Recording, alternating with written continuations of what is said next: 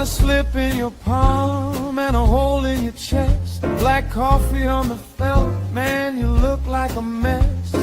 3-team parlay turned to dust in your head. Now you stare at the chips like they made you this man. But don't you go quiet, don't you fade from the floor. Your name still means something to somebody for sure. Put the glass down, baby. Look at me now.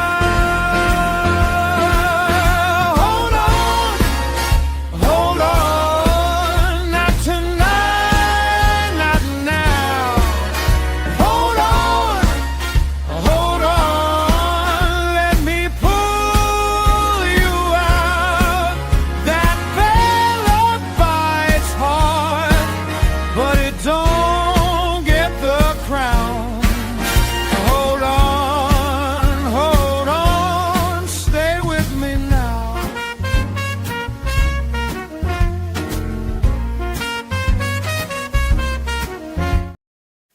What's up, everybody? It's Toad back with you with Toadstool Sports. It is Wednesday, June 3rd. I'm not happy. 1-2 on the show yesterday. Definitely could have at least been 2-1. Toronto was down by 1. It was a tied game. Pretty close to the 5th inning. They were down 3-2. They wound up losing the game outright as well, 4-3. The under in Giants-Milwaukee. Absolutely should have gotten there. The first 5 got there. I think we might have to downgrade the Giants bullpen way more. I don't know what else that I have to say about that. First 5 under hit, but we had the full game under, and it was looking pretty good. It was 4-1 in the 8th inning. Oh, but yeah, then the teams are going to just combine for 6 fucking runs in the 8th inning. Yeah, okay. Just get out of here with that shit. And then the only play that won was the one that the market didn't agree with. The A's first 5 was a winner, and the full game was a winner. 2-1, same score, I'm pretty sure. Gauge jump got us there in that one. I have nothing really to say about that otherwise. We need to get back on track here. This is bad, really bad. I mean, this record over the last 60 days is good. It was a good run. We're on the downswing right now. We need to somehow turn it around. I hate the board today. I absolutely despise it. I'm going to try to just get through it. I don't know what else I have to say. Dirty Sock, what's up? Why would you even listen to me? Why would anybody listen to me right now? Don't pay attention to anything I have to say here. Seriously, do not. Baseball, I hate this baseball board. Absolutely hate it.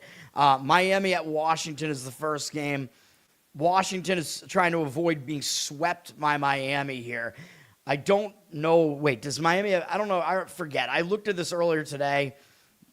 Who is this team playing next? Because you got to see if Miami has a look-ahead spot. They're playing Tampa next, so I guess maybe that's their American League geographic rival. So the situation favors Washington here because they're going to be a little bit extra motivated. Try to avoid the sweep. Washington is terrible at home, though. So right away, I'm like, do you really want to back Washington here? And they're going up against Miami's best pitcher, too. So, yeah, you probably don't actually want to do that, even though the situation does back it. Miami used 5 relief pitchers yesterday, although they have the better bullpen. Washington only used 2, which evens out the bullpens a little bit, but Miami's ranked 4th in bullpen whip. Washington is 23rd. Washington has the better offense, number 4, tied in 4th with Pittsburgh now. Miami is 19th. Max Meyer is pitching for Miami, though. I don't really think I would want to jump in and fade this guy. He's got a 2.97 ERA, 1.1 whip. There are some indicators that you might be able to fade him here, though. He's got a 4.78 road ERA, so he's not as good on the road. He was not great in his last outing against the Mets, but I'd be more inclined to give him a pass for that because it was his second straight start against the Mets. So they had just seen him, and he dominated them. 1 hit, 7 innings in the first of the 2. So they obviously adjusted, and they hit him better in the next game, but he still got unlucky in that game. He gave up 5 earned runs on 6 hits, 3 walks. His walk number you'd like to see be a little bit lower, but his strikeout rate's really high. His hit rate is also low, and that was the case over the last month as well. And prior to that Mets loss, Miami had won his previous 5 starts. So there are some indicators, yeah, I mean, I guess you could make the argument he's falling out of form a little bit here. I really don't think so, though. I just think that was a bad setup for him, having to face the Mets twice in a row. They made the adjustments, but perhaps the better indicator why maybe he is fadeable here is that Washington has done well against him.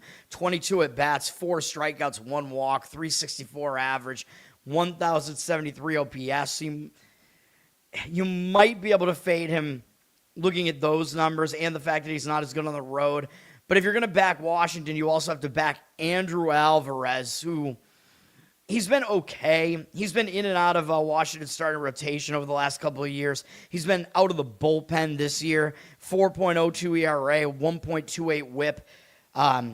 He hasn't pitched that much, though. He's only made 4 appearances this year. None of them have gone past 4 1/3 innings.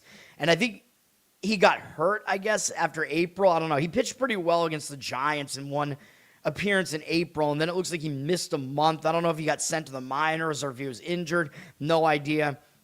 Came back, and he's worked out of the bullpen a few times in the month of May, but they've had him kind of on a starter's schedule, but he just doesn't go deep into games. So I think you're looking at Washington probably using a lot of their bullpen here.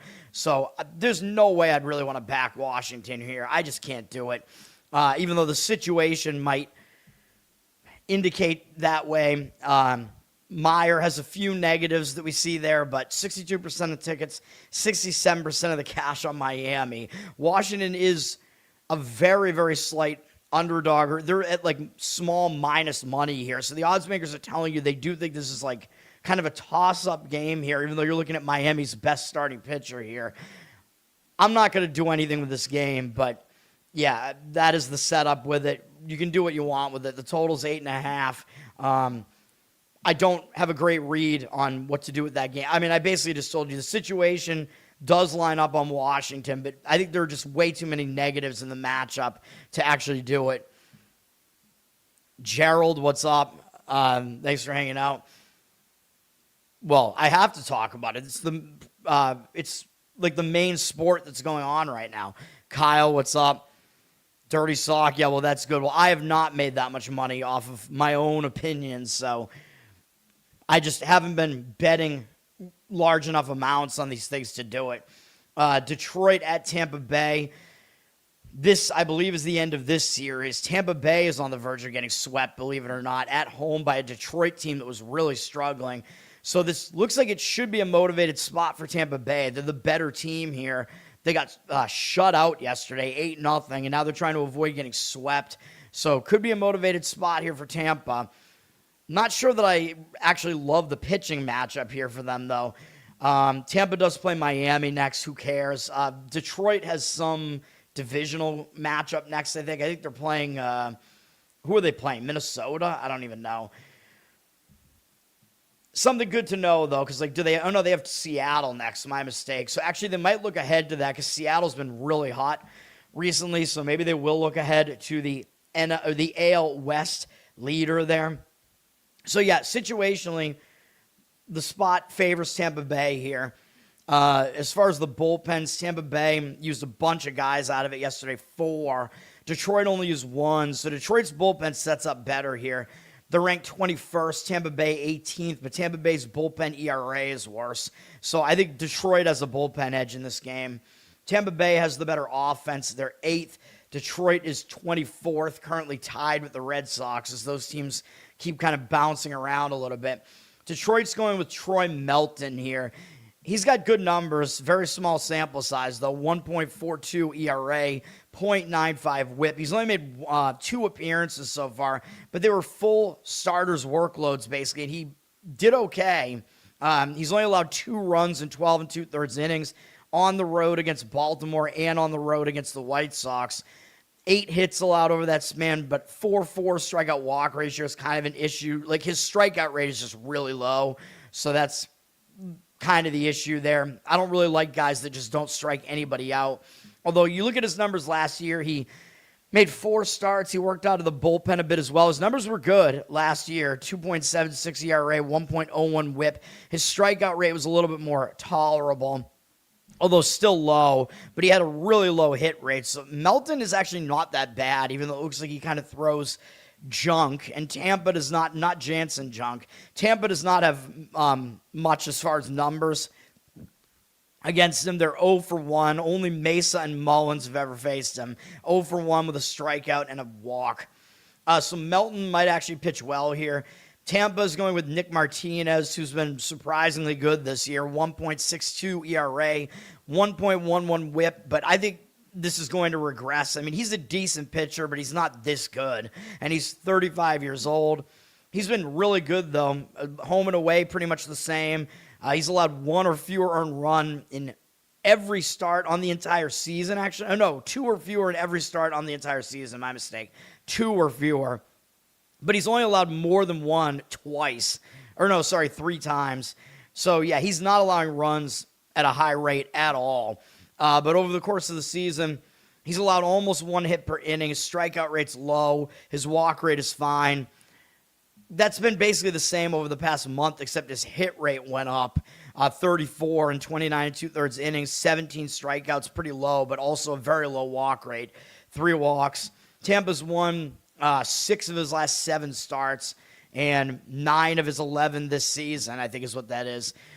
He does not have good numbers against Detroit, though. 32 at-bats, 344 batting average, 1,070 OPS, 8-2 strikeout walk ratio, but do you really want to bank on him having like the worst start of his season here against a Detroit team that hasn't been hitting at all? I don't think I do. So I might lean to Detroit. Well, I can't lean to Detroit either because Tampa Bay is trying to avoid the sweep and they're the better team.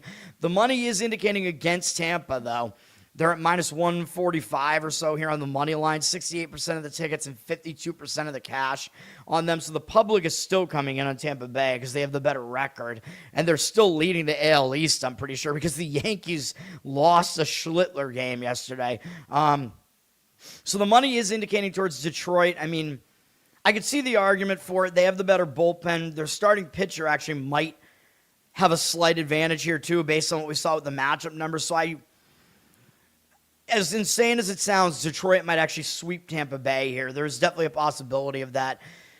There's some argument to be made for a first 5 under here as well. I would not go full game with it. Don't like these bullpens. Total's 8 for the full game, basically, but the first 5 under makes some sense. If you think Martinez is going to continue pitching well and Melton is kind of an under-the-radar pitcher, although there are definitely concerns with both of them in this game, though. So that's a pass for me. White Sox at Minnesota is an ESPN Unlimited game. This is all afternoon action. Minnesota is on the verge of a sweep.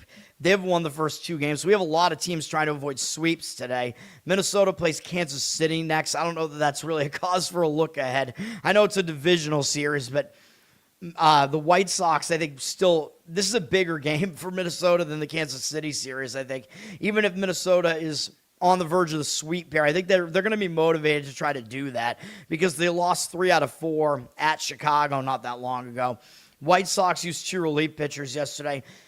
Minnesota used 3, but Chicago's going to show up and try to avoid the sweep here, and they're the better team.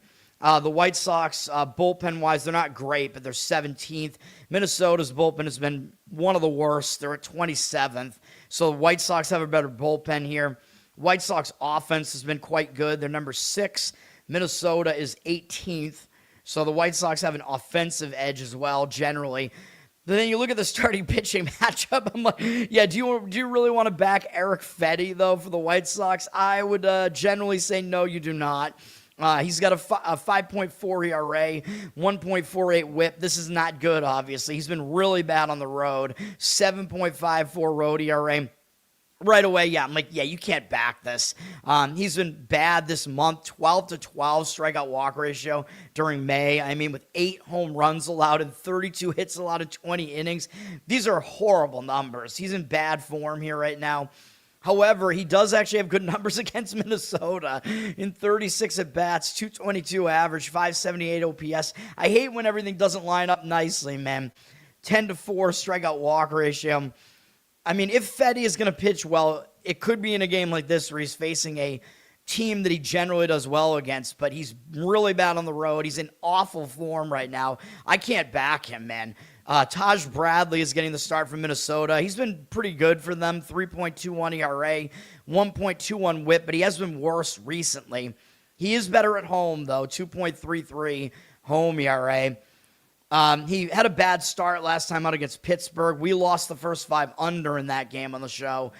He didn't pitch as bad as maybe it looks, though. He had 6 strikeouts, 2 walks. Pittsburgh is a difficult offense to face as well on the road. Prior 3 starts, prior to that start, he'd allowed more than 2 earned runs only once over the entire season. So Bradley is generally pitching well this season. He's allowed way fewer than 1 hit per inning. His walk rate is definitely too high, though. The walks are the main concern with him. He's got to do something about that. And then his strikeout rate is also high, and that was also the case in the month of May. After he came back from injury, by the way. He was injured for a little bit. He missed like 2 weeks, and then he came back and made 2 starts, 1 good, 1 bad. Against the White Sox, he does not have good numbers, though. 29 at-bats, 4.14 average allowed, 11.58 OPS, 4-3 strikeout walk ratio. What I will say, though, is he's pitching way better this year than he was in the past when he accumulated these numbers. So you might have to not weigh those matchup numbers that heavily because, again, it's a small sample, and it didn't happen this year, and he's pretty clearly pitching better this year, at least so far. So I don't know what I would want to do with this game. It's a stay away from me. I mean, I can't back Eric Fedde, dude, even though I think the money is the money is indicating against it. Yeah, White Sox have 51% of the tickets. The public still is going for the White Sox, maybe thinking like, hey, this White Sox team can't possibly get swept here, right? 77% of the cash, though, on Minnesota. Minnesota's favored at minus 150 or so. Minnesota is that heavily favored for a reason, dude. The odds makers are telling you that the White Sox don't set up that well in this game, even though they have the better record. Eric Fedde getting disrespected in the market here. But again, the matchup numbers actually do favor Fedde in this specific matchup here. So again, it's a game that's kind of all over the place in my mind. I want nothing to do with it. The money's also coming in on the over. There's definitely an argument to be made for the over here. I mean, you got bad bullpens. The total's at 8.5, so you could get it over a number that's still below that key number of 9 there. You get 2 bad bullpens. You get Fedde, who's at least atrocious on the road and in horrible form right now. And Bradley has bad matchup numbers. So I think there are more indicators towards an over there. I guess maybe if I had to make a play on that game, maybe I would do that and go over. But, yeah, that's a game I don't want anything to do with. Mets at Seattle. I mean, most of these games I want nothing to do with. Seattle is on the verge of a sweep as well. And like I said, they play Detroit next, so I don't know if that's really a look ahead or not. Generally, it would be because Detroit's been good over the past few years, but not this year, so I don't know. But it's probably pretty easy to overlook the Mets when you've already beaten them 2 out of 3 games here. Finally, the American League actually does something against the National League. With Seattle. Seattle's really hot right now. They've won whatever this is, 8 games in a row or something. I don't know if I really want to step in front of that here. They are the better team, obviously, but the pitching matchup, it's a decent pitching matchup. Both teams have a pretty good starter going in this game. Mariners only used 2 relief pitchers yesterday. Their bullpen is pretty solid. Mets' bullpen has been pretty good as well. They used 3 guys out of their bullpen. I like Seattle's bullpen a bit better, even though the Mets are ranked 8th here in whip. Seattle is 14th, but Seattle, their whip isn't that much worse, and their ERA is one of the best in baseball. I think second best. So you could definitely make the argument Seattle's got the better bullpen, and they're a little bit more rested here. Seattle's been good offensively recently. They're all the way up to 10th on the season, so they're significantly better than the Mets, who are still dead last, 30th. The Mets are going with Freddie Peralta. He's a pretty good pitcher, a 3.55 ERA this year. His whip is getting a little high, though, 1.3. He has some walk issues typically, but he's usually a pretty good pitcher. He's been a little bit better on the road this year, 3.13 ERA. And, of course, this is a pitcher-friendly environment here in Seattle, so I don't really think Peralta's going to pitch poorly here. His walk numbers got to go down, though. He's got 12 walks in 27 and 2/3 innings in the month of May, or he had that in the month of May, even though the Mets won 4 of his 5 outings. He had too many walks, dude. He did have 26 strikeouts, 28 hits allowed. Wasn't really that great either. Looking at his season numbers, his hit rate is a bit lower than that, so that's good. His walk rate is clearly too high, and his strikeout rate is pretty good, more than 1 per inning. So again, his main issue is the walks. That's the way that it is. He's been around for so long, we know pretty much exactly who he is. He did fail to go 5 innings last time out against the Marlins, but remember, that was a second straight game where he had to face the Marlins, so the Marlins might have made some adjustments to the previous game, even though he wasn't great in the previous game, but he was better in that game than the second game. So both Peralta and Max Meyer in that setup, they both pitched worse in the second game. Peralta has been really good against Seattle in his career in 47 at-bats, 149 average allowed, 486 OPS, 19-5 strikeout walk ratio. So the indicators, to me, I think are pretty much indicative that he should pitch well here. I think there are more indicators that are telling you that than otherwise. Seattle's going with George Kirby. He's been pretty good, 3.77 ERA, 1.22 whip. He's been a little bit worse at home. It's weird seeing a bunch of Seattle pitchers pitching worse at home, which almost never happens. 4.15 home ERA. Kirby hasn't been that good over his last few starts, man. A couple of them came at home, too. Didn't pitch well in the stadium against San Diego. Was okay on the road against Kansas City. Came back home and was a bit questionable against Arizona. You look at his overall numbers in May. 25-6 strikeout walk ratio is pretty good, though, so his command was there, but a 4.97 ERA wasn't great, and 33 hits in 29 innings wasn't that great either. So there are some issues right now, but overall his numbers are pretty good. Fewer than 1 hit per inning. His strikeout rate's not very high, though.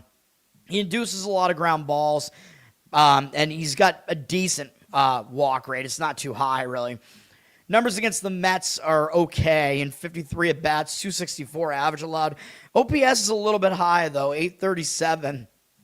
He's allowed 3 home runs to them, to Bichette, Semien, and Vientos. So 2 of those guys, at least 2 of those guys were in the American League, so he's familiar with them, or they're familiar with him. So it looks like the matchup numbers do go to Freddie Peralta here. So, if you want to look towards the Mets here, there's an argument to be had for it. I mean, backing Peralta is, not something I would be that afraid to do. Although we see is 50-50 on the tickets and 54% of the cash on Seattle. That makes no sense to me. Like, why would the public be on the Mets here? Seattle's been on fire recently, and they have the better record. To me, there's no way the public is playing the Mets here. There's just no way. Seattle's around minus 140-something here on the money line. Total is low at 7.5, so you're looking at probably a low-scoring game here. As the odds makers are telling you, it's about to drop back down to 7, I believe. I could see some arguments for it. Both starting pitchers are pretty good. Both bullpens are pretty good. I wouldn't really disagree with an under, but I think there are better arguments for the Mets here, really. Maybe Mets first 5 because Seattle's bullpen, I think, is a little bit better. It sets up a little bit better with the rest and whatever. So a first 5 with Peralta having the better matchup numbers and the Mets try to avoid a sweep makes some sense to me. You'll probably get them as an underdog. So Mets first 5, I think, is maybe the way that I would recommend playing that if I was going to play that game, which I am not. San Diego at Philadelphia. These teams continue their series tomorrow. They've only played 1 game so far in the series. Philadelphia won the game 3-2 yesterday. These teams still they're really struggling to hit, dude. Like, that matchup yesterday looked like it could have been potentially conducive to an over. That is not what happened at all. Nola was able to pitch well he was able to avoid the fade the baby spot. And Vasquez continues to pitch decently. Philadelphia used 4 relief pitchers yesterday. San Diego used 4 as well. They did not use Mason Miller, though, because it was not a save situation. San Diego is 6th in bullpen, but their ERA is one of the best. I think they're 3rd in ERA right now, behind Atlanta and Seattle. They're a really good bullpen. Philadelphia's bullpen has been decent. They're 12th, but San Diego does have the better bullpen here. Offensively, both teams have been struggling big time. 28th for the Phillies, 29th for the Padres. That is pretty ridiculous. Both of these offenses you would think should turn it around to some extent, especially Phillies, but whatever. Then we look at the starting pitching matchup here. It looks like a major mismatch in favor of Philadelphia here. Walker Buehler is pitching for San Diego. He's not great. 4.88 ERA, 1.32 whip. He hasn't really been good since he came back from surgery. He's been really bad on the road. 8.04 road ERA. And his surgery was years ago, by the way. He's been pretty bad since then. But yeah, he's got weak numbers this year. He's really bad on the road. Over the month of May, didn't go deep into most of his outings. Definitely kind of struggled a bit. Although the numbers were, I would say, more on the mediocre side, though. 19-6 strikeout walk ratio, 23 hits allowed in 26 2/3 innings, 4.39 ERA over that span. Numbers over the course of the season really aren't that terrible. Fewer than 1 hit per inning. His walk rate is too high. Walker, Buehler. And his strikeout rate is pretty low. So, the stuff that he used to have earlier in his career is definitely gone. Against Philadelphia, he has actually done pretty well. 88 at-bats, 239 average allowed, 696 OPS, 15-9 strikeout walk ratio is not very good, though. But Buehler has been pretty good against Philadelphia. And, in fact, these teams just faced off. As I pointed out, Philadelphia swept San Diego, I'm pretty sure, in San Diego. So you got to think San Diego has more motivation in this series, and now they've lost 4 straight games to Philadelphia. Buehler did not pitch that badly in that game, by the way. It was in San Diego, though. He pitches way better in that pitcher-friendly ballpark there. But he did hold Philly to 2 runs in 5 1/3 innings, 3 hits, no walks, and only 2 strikeouts. He was decent in that game, at least, though. However, he's going to be going up against Christopher Sanchez, who is making his Cy Young case here. Unfortunately for him, he's in the National League, and he's got to go up against Paul Skeens and Jacob Misiorowski. But he's got a 1.47 ERA. And Chase Burns should be in the discussion, man. He's pitching today, by the way.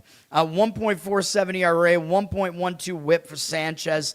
Sanchez has been really good. He's been untouchable at home, basically. 0.85 home ERA. I would not want to fade him here right now, man. Even though I know I said that about Schlittler yesterday, and he had his worst game of his season. Sanchez, though, I mean, look at what he's doing here, man. He just went the entire month of May not allowing a run with 45 strikeouts and 3 walks, 25 hits and 39 innings. This is ridiculous, man. He didn't face too many good well, he faced the A's and Pittsburgh in there, so those are good offenses. Colorado, Cleveland, San Diego, not so much. So, yes, he did face San Diego in San Diego in that recent series, and obviously he shut them out for 7 innings, 9 strikeouts, no walks, 6 hits. He was really good in that outing as well. Sanchez is pitching at an elite level right now. I wouldn't want to fade him, and he's one of a handful of pitchers in Major League history that went an entire month without allowing a run. Doesn't happen often, man. I think there are only a few pitchers who have done that, and he's now one of them. He's got one of the highest strikeout rates in baseball. He's got a low walk rate, pretty low hit rate as well. Not a lot to dislike about Sanchez here at this point. Previous years I've been, a little bit concerned about like his walk rate and stuff, but that seems like it's not a concern right now either. His numbers against San Diego, believe it or not, are pretty bad, though. In 74 at-bats, 338 average, 837 OPS, 16-3 strikeout walk ratio is good, though. But he just dominated San Diego last time out. So do you really want to, do you really think he's going to pitch poorly here? I would say probably not. Virtually every start of his is good. He's allowed no more than 2 earned runs in any start this season except one where he got rocked against the Cubs on the road. Other than that, he's been unhittable pretty much. So I would not want to fade him, Philadelphia's getting the money here, too. I mean, I think the professional bettors are just like, well, yeah, it's Sanchez against Buehler. But, of course, you have to pay a price for it. You got to take that price into account. Philadelphia's minus 210 or even higher than that. 57% of tickets, 82% of the cash on Philly. It's a low total, by the way, 7.5. So odds makers factoring in a couple of weak offenses here. Sanchez is pitching great. Buehler has good matchup numbers at least here. Could it be another under game? It could. The bullpens are a little bit unused right now. You could go first 5 under here maybe. You're looking at 3.5 probably on that. That seems a little dangerous to me as well. There are just some question marks with both pitchers here. I don't know what I would want to do with this, although the money is saying Philadelphia. I mean, if you go Philadelphia, though, you basically have to lay like a run line here, and laying a -1.5 with the home team with a low total like this, no, I don't want to do that. Yeah, too many things are up in the air in that game. I think Philadelphia should win the game, though. I mean, I guess there's a potential that you could moneyline parlay them somewhere, but yeah, I mean, I usually don't recommend that. The only two types of parlays that I would ever even like recommend at all, even though I hate parlays, I would recommend never doing them. But if you're going to do them, I would say like a two-leg parlay where you're taking two favorites that are in like a -200 to -300 price range to knock the price down on both of them. But it's still bad because you don't get good enough value on a parlay like that. And there's two independent results, so I still don't really like that. A correlated parlay, which some books won't even let you do it, but you could do it at two different books, is probably the only parlay that actually might be advantageous when you know that, like, oh, this specific team covering is correlated to an under or something like that, like a huge underdog correlated to an under, you know what I mean? But a lot of books, won't let you do it, but you can play those two bets at two separate books. So it's not at that point, it's not a parlay, though. You're just making two straight bets. So what am I talking about? But yeah, most books won't let you parlay those, though, because they know that particular type of parlay is like the only advantageous one. My mind is out of it right now, man. I'm like, wait, parlaying across books? Yeah, no, you can't do that. Amazon Prime has Cleveland and the Yankees here. Oh, no, wait, how dare I skip the Red Sox? All right, hang on. Red Sox and Baltimore. The Red Sox lost again yesterday. They were returning home from the road, but it was only a single series road trip. I thought the Red Sox had the advantages in that game somewhat. They lost 4-2, so the Red Sox are, again, failing to score at home, even though their last homestand, they actually scored a lot, and their pitching was bad. But now it looks like it's their hitting that's bad again, so that's great. The Red Sox have a better bullpen than Baltimore does. Both teams used two guys out of the bullpen yesterday. The Red Sox are ranked 4th here in bullpen, and they have one of the best bullpen ERAs. I think also the 4th best in that category. Baltimore is not very good. They're 20th. Red Sox hitting has been inferior, though. They're 24th, although they had started hitting better. So maybe yesterday's game was a little bit of a fluke. Maybe they will put up some more offense here. I don't know. They're facing a pitcher that maybe they should be able to do that against today. Baltimore has the 10th ranked offense. Now, if you look at this starting pitching matchup on the surface, this looks like a pretty big advantage to the Red Sox here. Chris Bassitt is pitching for Baltimore. He sucks. 5.06 ERA, 1.58 whip. Awful. That whip is terrible. He's been really bad on the road. 8.02 road ERA. So it's looking like, you should want to fade him here, right? And I was thinking about this being a play for me. This is one of my stronger opinions on the board today, is finding a way to play the Red Sox here, because Bassitt is a bad pitcher. He's bad on the road. The Red Sox should be in a bounce-back spot here at home. But the Red Sox have been awful at home. The Red Sox have not hit well at home outside of their most recent homestand.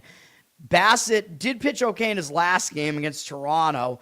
They're a weak offense, but so is the Red Sox.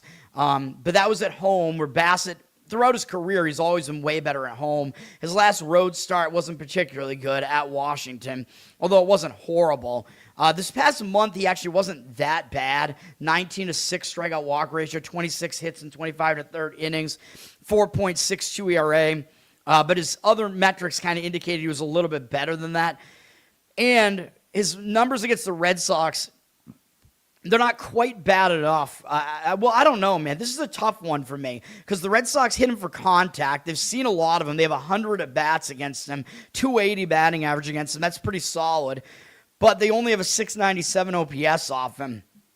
So they have not hit Bassitt for power, although Willie Abreu has the home run against him. He's done a lot of damage against him.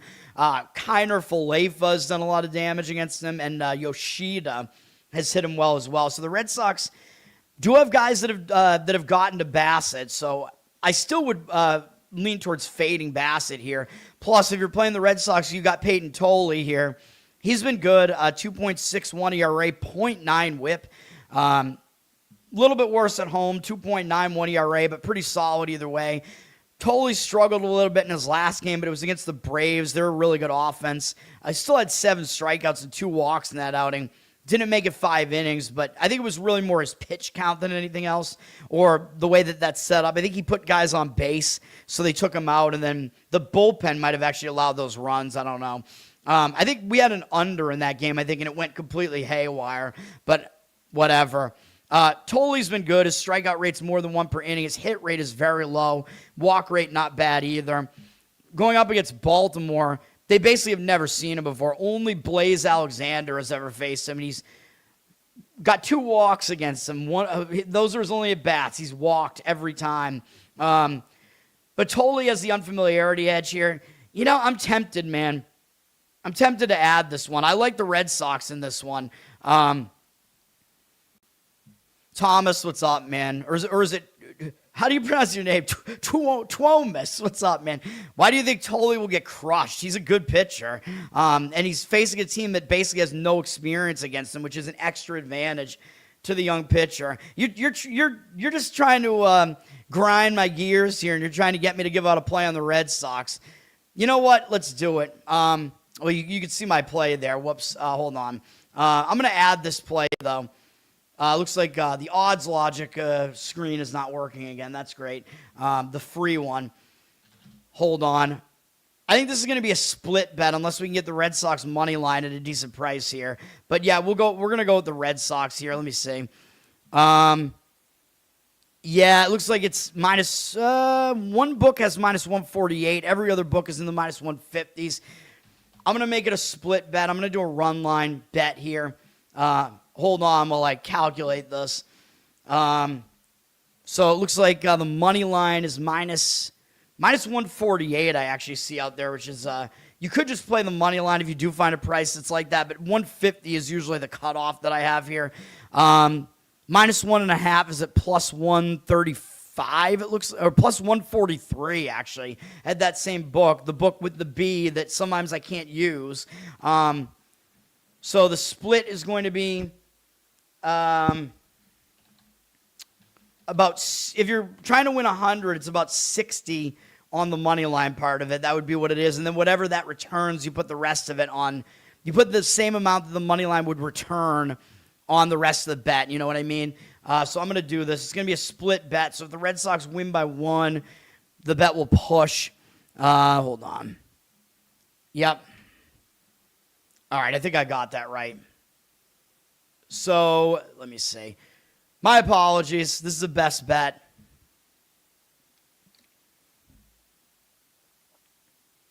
Like, the only thing that was kind of holding me back was Bassitt's OPS against. But the more I think about it, Red Sox have a lot of familiarity with him. He blows on the road. He's worse right now.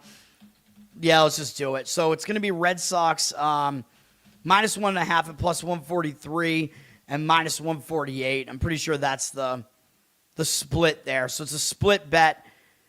About 60% of what you're trying to win on the money line. And then whatever that returns, put that same amount on the run line part of it, if that makes sense.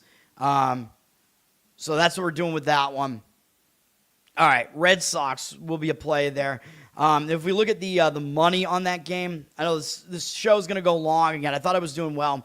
It looks like 59% of tickets and cash on the Red Sox right now, so no real indicator here. The total in that game is 9, which seems ridiculous. Really? 9? I mean, I know Bassitt is really bad on the road, but 9 in a Tully game with this Red Sox offense, 9 seems ridiculous to me. And wind is not really a factor at Fenway Park, so I don't know, man. It is a more hitter-friendly ballpark, though, but usually that does not influence the total very much. But yeah, whatever. Red Sox with the play there, split bet. She squealed. What's up, man? Thanks for hanging out. Good to see everybody again. All right, Cleveland and the Yankees. The Yankees, you got to think, should be in a bounce-back spot as they just lost the Schlittler game yesterday. He had a bad game for once. Cleveland wound up getting the win 9-4. Should be a bounce-back spot here. The Yankees are the better team, but the pitching matchup is much more 50-50 than it was yesterday, let's say. Cleveland's got one of their better pitchers on the mound here today. Going up against a good pitcher for the Yankees, too, though. But yesterday, it looked like it was a huge mismatch towards the Yankees. They lost, which, of course, means they'll probably win this time. And that's kind of what I think here. But there might be other ways to look at this game, too, because both starting pitchers are good. Yankees return home from the road, by the way. They were returning home from going to KC and the A's. So, I talked about that. It was a negative spot for the Yankees in the return home spot. A lot of times teams struggle in that spot, especially traveling cross country. So that's what happened. A lot of times when that team does do bad, especially when they're the better team, they bounce back pretty well in the next game. So it is a positive spot for the Yankees in this game. You had Alvarez and Lowe on home runs. Yeah, you know how I feel about home run props. I think they're like lunch money bets because you can't win long term making those bets. Like the odds makers know that they know that the public bettors like to just play those because oh my God, I'm getting these odds that look great on these, but obviously the odds makers don't give you anywhere near good enough odds. Like even the best home run hitter is only going to hit a home run like once every 11 at bats or whatever. And the odds don't reflect that. Yes. Well, the Yankees spot is one thing, but yeah, if you look at the matchup here, I'm not so sure about it. Yankees used 4 relief pitchers yesterday. Cleveland Cleveland used 5. Cleveland's bullpen, I don't know. I mean, they're hard to figure out. They're okay. They're 13th. Their ERA is a little bit questionable, though. Yankees bullpen is actually ranked below them at 15th, although the ERA is a little bit better. They're two, I would say mediocre to above average bullpens here, but they're used up right now, so I don't really love the bullpens here.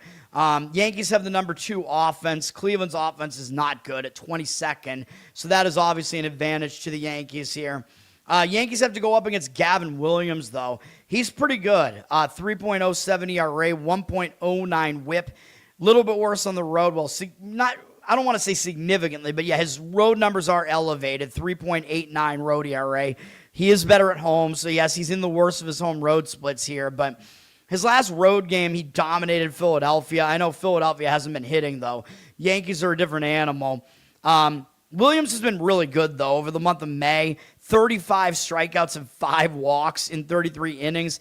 He's been a little bit too hittable, though. 34 hits over that span. So he's changed something because he used to be too walk-heavy, but now he's like a little bit too hittable. So I don't know what he changed, but he does seem to be kind of finding some sort of balance here between the two, though, which is what you want, which is good.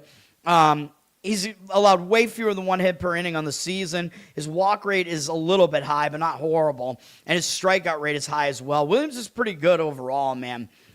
He's pitched really well in his last 3 outings. 2 or fewer earned runs allowed in 6+ innings in each of them. Numbers against the Yankees, though, not too good. 35 at-bats, 11 strikeouts, 6 walks, 286 average allowed, 905 OPS. So I don't love how Williams matches up here, but some of those numbers were back when he wasn't as good as he is now, though. Hasn't faced the Yankees this year, so Williams is a little bit different here now. Cole dominates bad hitting teams. He has good numbers in this matchup. This is his 3rd start back from missing it over an entire season with Tommy John. Cole has a 0 ERA so far and a .71 whip. He's made 1 start at home, 1 on the road so far. He's given up no runs, as I just said, 6 hits in 12 2/3 innings over those 2 starts, 12 strikeouts, 3 walks. He had 10 strikeouts in his last outing at Kansas City. Also shut out Tampa Bay the game before that, which is pretty good because they're a pretty good offense. Kansas City, not so much. But Cleveland is also not a good offense. Cole's numbers are actually not as good as I thought that they were. 77 at-bats, 260 average, 794 OPS. So he does not dominate Cleveland like you might think, especially with how dominant his career has been. This is, I don't know, it's a little bit of a red flag that he's had a dominant career, but Cleveland has kind of gotten to him. Although when you look at the numbers, it's really just Jose Ramirez doing all the damage there. So if it's one guy that kills you, you can pitch around him. But overall, it's a 260 average, 794 OPS, 17-11 strikeout walk ratio. What are you, a Yankee fan? Fuck that. Yankees suck. Fuck the Yankees. I want them to lose every fucking game. I don't know what's going to happen in this game, but I mean, on the surface, you look at this pitching matchup, and it looks like it would be an under, and the money is coming in that way. Or it looked like it was, but now maybe it's not. 91% of tickets on the under, 89% of the cash on the under. I don't think the public is playing an under here, though. I don't think they're going to come in and play an under in a Yankees game, even if it is Cole. I still don't think they're going to do it, especially when the total's low at 7. So the odds makers are kind of telling you they think this is going to be a lower scoring game because they're telling you both these pitchers are solid. So, yes, I'm going to have to ban you, She Squealed, if you're going to keep promoting the Yankees here. Fuck them. Fuck you. But I don't know, dude. So I think the actual money is probably hitting the under here. But I just showed you these matchup numbers that each pitcher has. They're not as good as you would think in either direction here. And given that the bullpens are unrested, I think there is a way to go over in this game. If you go full game and you take advantage of those bullpens there, then good. All right, fuck off. You're out, asshole. Never come back. I don't give a shit anymore, dude. I'm kind of messing around here, but if you want to, come back at me like that, get out of my show, man. Fuck off. All right. Fuck the Yankees too. But anyway, I think I would go over in this game. I think if I was going to do anything, which sounds insane, and I don't like going over in games that have a low total like that. Cleveland is getting some of the money there as well. 59% of tickets, 65% of the cash on Cleveland. So do with that information what you want. And the Yankees are a favorite, obviously. They're around minus 150 something there. So if you go Cleveland, you could go like a run line type of situation, split bet, run line, money line, whatever. All right, Kansas City and Cincinnati. I was thinking about this game. Chase Burns is going to pitch here after he did not pitch when we wanted to make the play on Cincinnati a couple days ago. Burns was sick, but I guess he is now pitching 2 days later today. These teams have split the series so far, so I believe this is the end of the series. So whoever wins this game wins the series. Kansas City plays Minnesota tomorrow. Whatever. Cincinnati bounced back with a win yesterday, I believe. Cincinnati used 4 relief pitchers yesterday. Kansas City used 3. Neither of these bullpens are good. Kansas City's ranked dead last, although Houston still has a worse ERA. Kansas City still really, really a bad bullpen. Cincinnati also quite bad at 28th. So we have 2 bad bullpens here. Cincinnati's been the better offense. They're ranked 14th right now. Kansas City 27th. I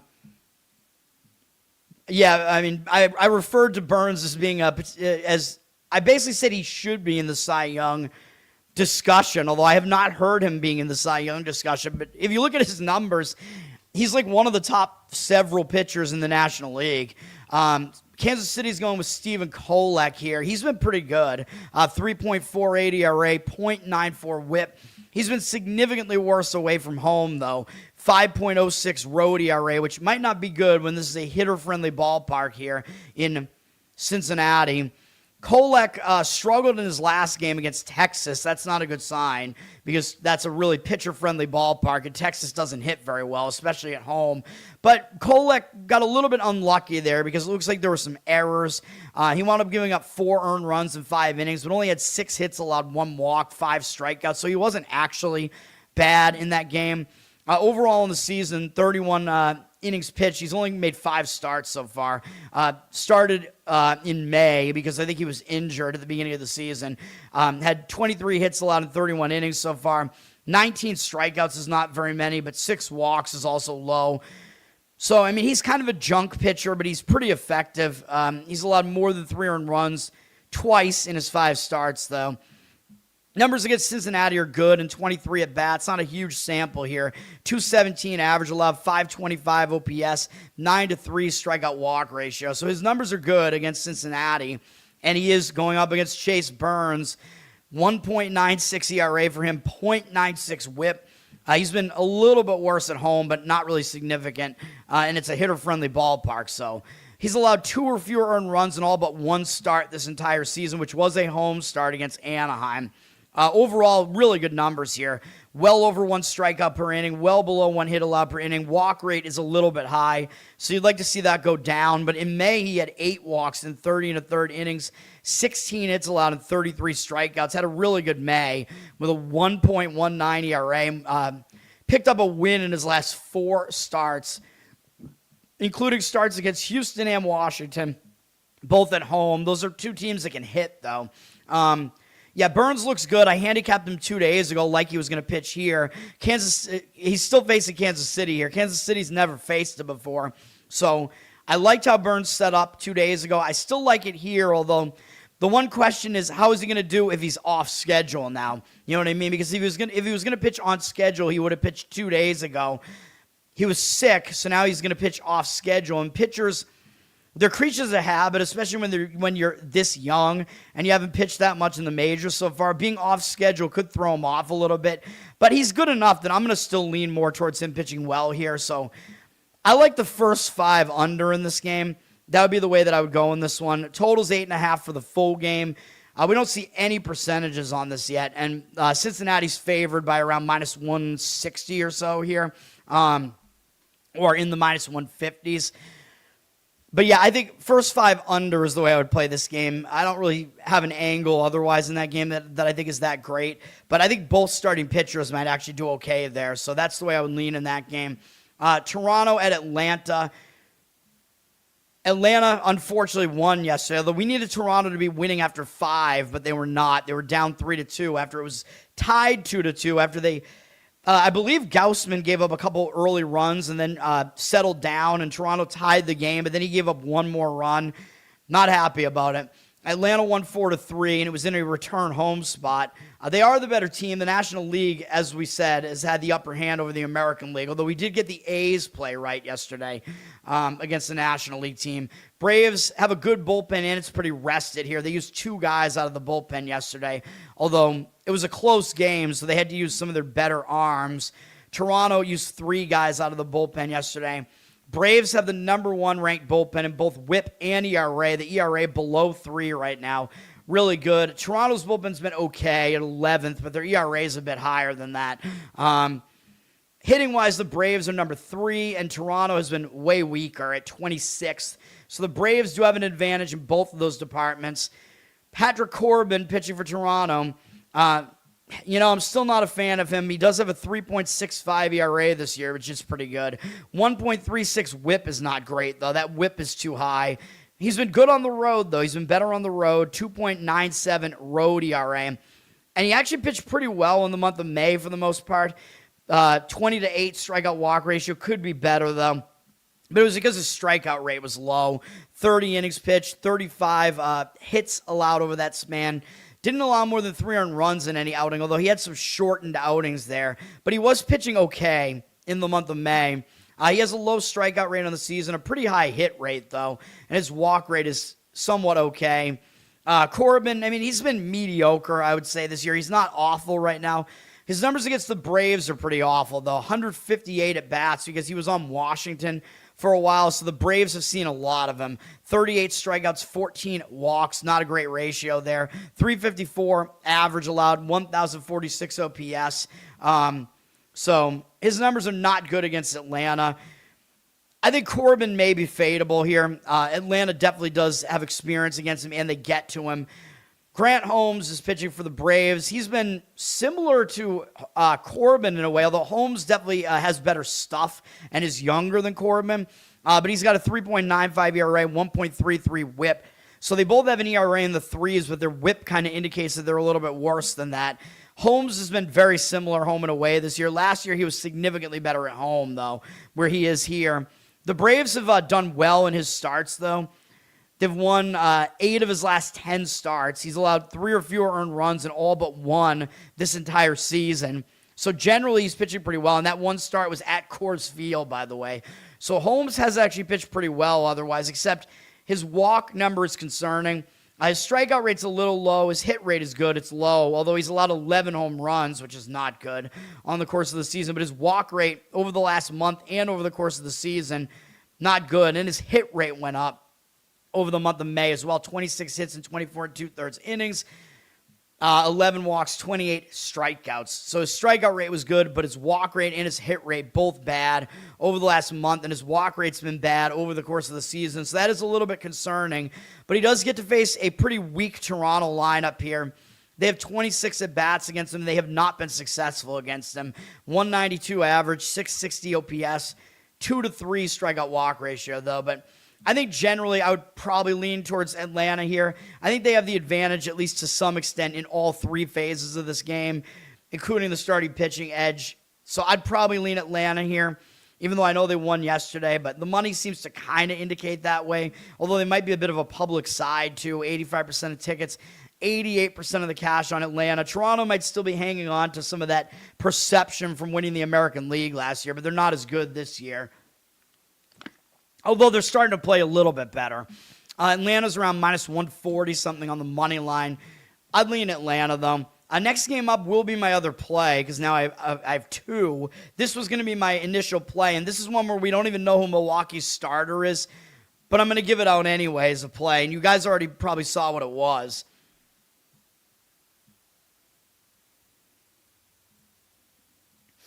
We're going to go San Francisco first five. Oh, hold on. I thought I had to put in the system. I already have it. San Francisco first five at plus 102. And you might be thinking, well, that's crazy. Plus 102. Because on the full game, they're like plus 130 something. Yeah, the odds makers are telling you that San Francisco has a big matchup edge early in this game with the starting pitching here. Milwaukee might not even have a starting pitcher for this game. Meanwhile, the odds makers are telling you to not trust San Francisco's bullpen, which is what I just said. Their bullpen seems like it's really falling apart. So we might have to, moving forward, we may have to, if we're going to play unders in Giants games, we may have to be looking at first five instead of full game. Got to adjust, man. I didn't adjust fast enough, because that would have gotten us a winner instead of a loser yesterday, and that was the difference between a winning day and a losing day. I'm not happy. But I like San Francisco in this one, man. They're trying to avoid the sweep, but we're going first five because, again, I don't like the bullpens. Or I don't like San Francisco's bullpen, I mean. Milwaukee is trying to get the sweep here. I believe this is the end of the series. No, sorry, my mistake. They're playing tomorrow, too. My mistake. But still, Milwaukee's won both games in the series so far in blowout fashion. 16-2 and 8-3. But Milwaukee had kind of a big advantage in the first game, and then in the second game, well, actually, I don't know. Landon Raup just didn't pitch well. Then yesterday was a lot closer than the final looked, at least.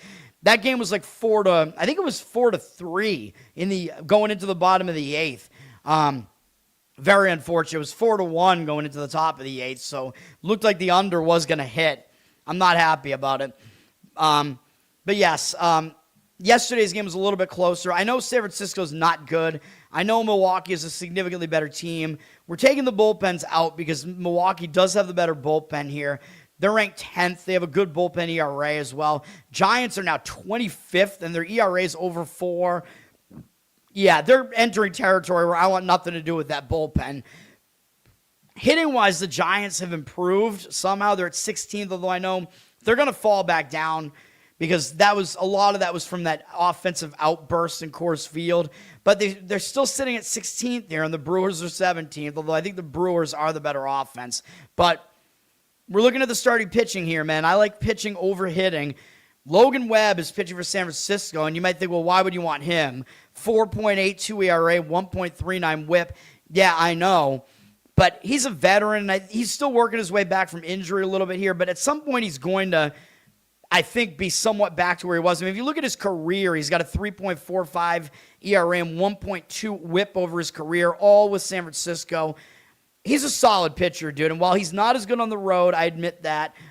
This year, he's actually been better on the road. 3.68 road ERA. Usually, he's better at home, but I don't know what's going on with that San Francisco pitcher-friendly park, because Webb has actually been better on the road. But hey, I'll take it if he's pitching better on the road right now. He just came back from another injury, and so he had a kind of a shorter start against Colorado. He was inefficient with his pitches, yeah, but he was in Coors Field. He held them to 1 run in 4 1/3 innings, 3 hits. He did have 3 walks, a little bit of an issue, 5 strikeouts, but he wasn't that bad in that game.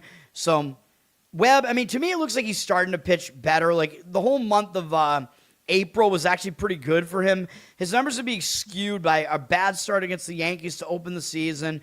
And then that start, when he got injured, the start against San Diego, something wasn't right with him there.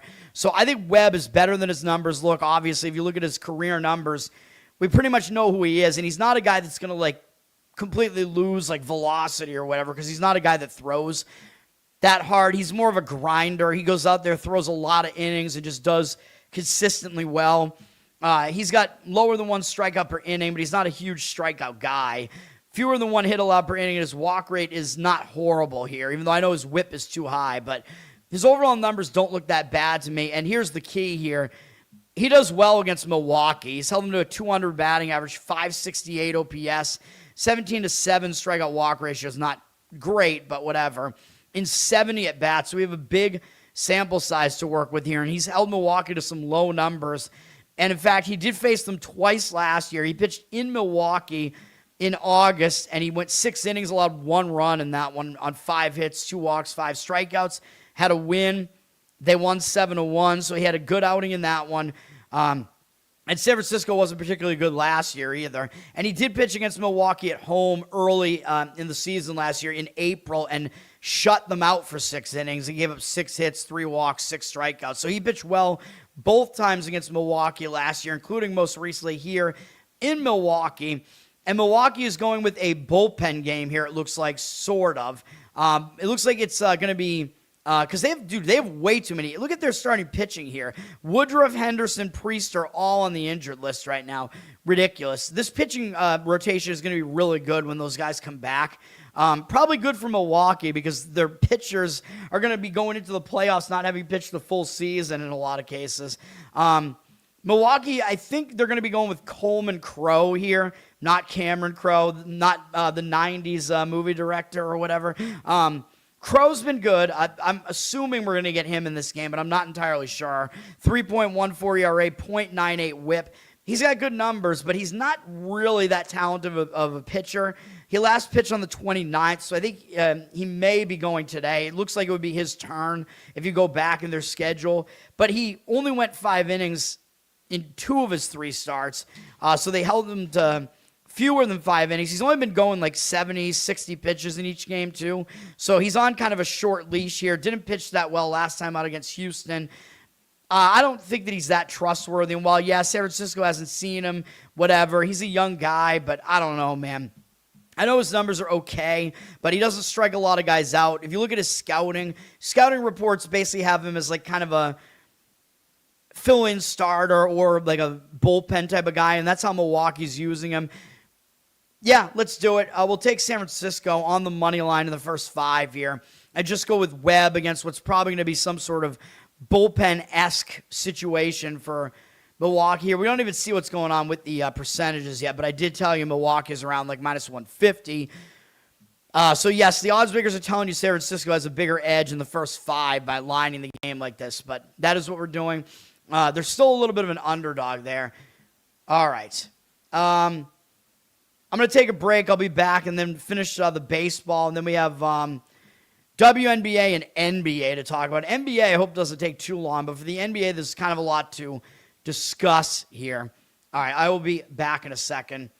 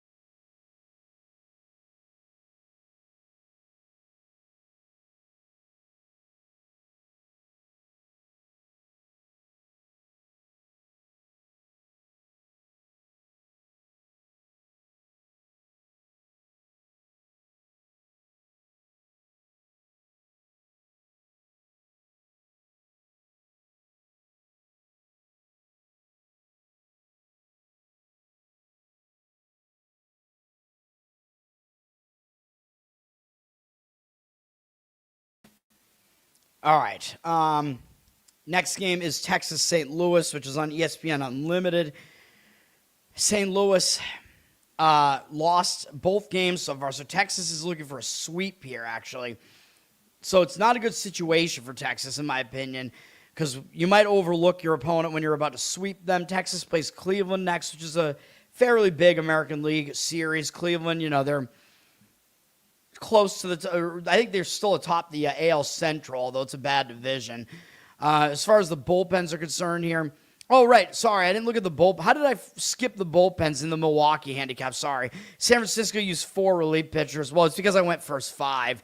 Milwaukee used 3, including their closer, but still, we're taking San Francisco out of that equation, man, like I said. Anyway, this game, St. Louis and Texas. St. Louis used 4 relief pitchers yesterday. Texas used 3, although Quantrill for 1 pitch. Obviously, he could pitch again today. Texas has the better bullpen. They're ranked 9th. They're a pretty strong bullpen. St. Louis, 19th, not as good. Offensively, both teams have actually kind of struggled a bit. St. Louis, 21st. Texas, 22nd. I did think St. Louis would come back down to earth at some point here.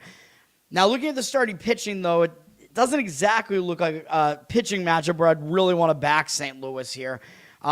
Texas is going with Mackenzie Gore. He's been pretty good, though, for them. 3.96 ERA, 1.19 whip. He's starting to pitch better again recently, but he's been significantly worse on the road. 5.81 road ERA. However, at least in this matchup, this is a pitcher-friendly ballpark here at the very least. Gore's been better recently. He had one start where he got injured. I don't know what the deal was. I think he got hit by a line drive or something at Coors Field. Wasn't pitching well in that outing anyway, but his other 3 of his last 4 outings have all been good. So he is pitching better right now, even though his walk number is still too high. His strikeout rate is high, and his hit rate is really low. So his one issue is the walks, and that remains the case throughout the last month or so. But he has been pitching a little bit better.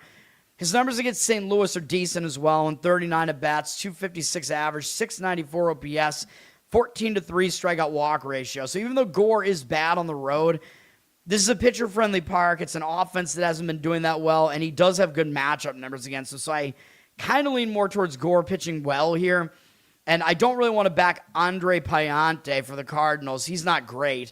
4.19 ERA, 1.34 whip. He's way worse at home, so the home road splits are against both starters here.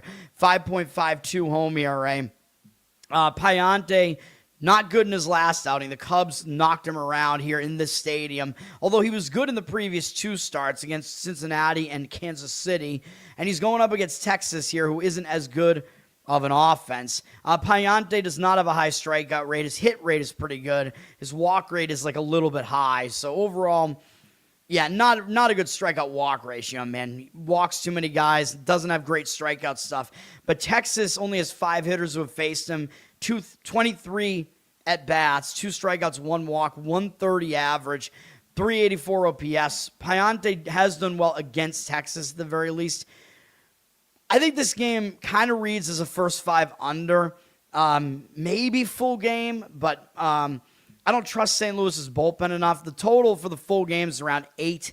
And we have money coming in on St. Louis, by the way. 69% of tickets, 84% of the cash on St. Louis. They're right around a pick'em price at minus 110. Like I said, I think the situation favors St. Louis because they're trying to avoid the sweep.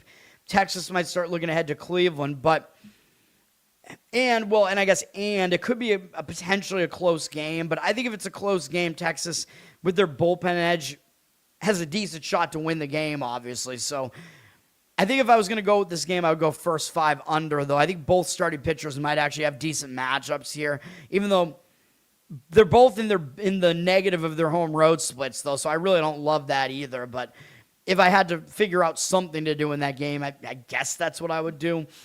A's at the Cubs. We got the win with the A's yesterday in the first 5.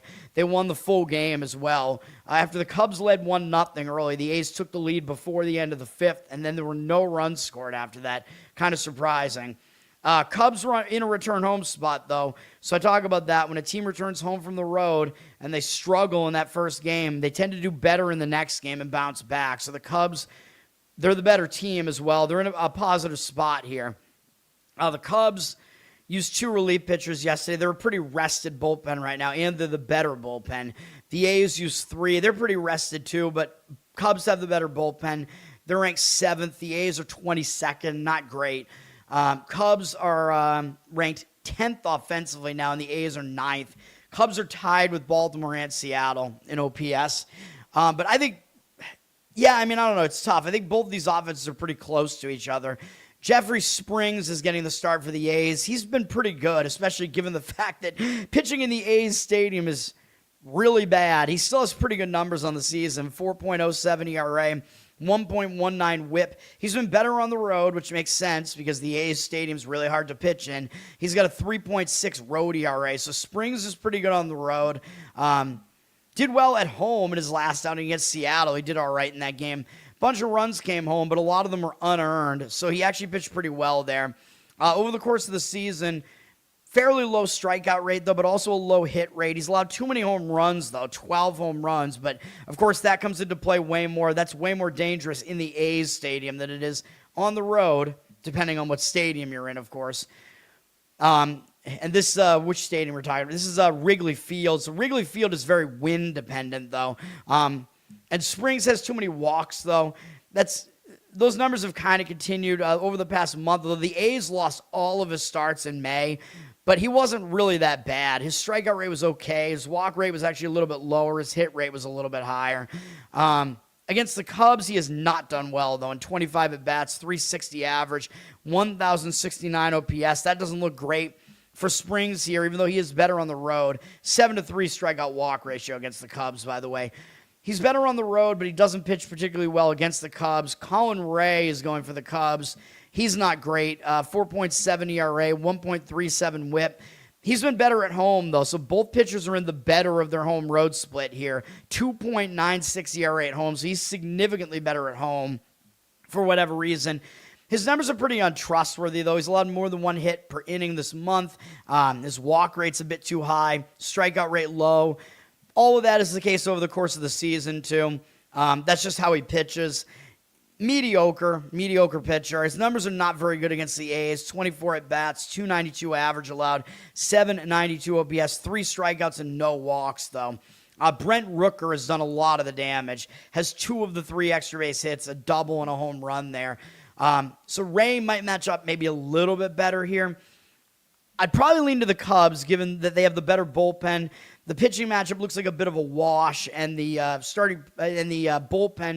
the situation is also in favor of the Cubs here. I'll lean to the Cubs slightly here.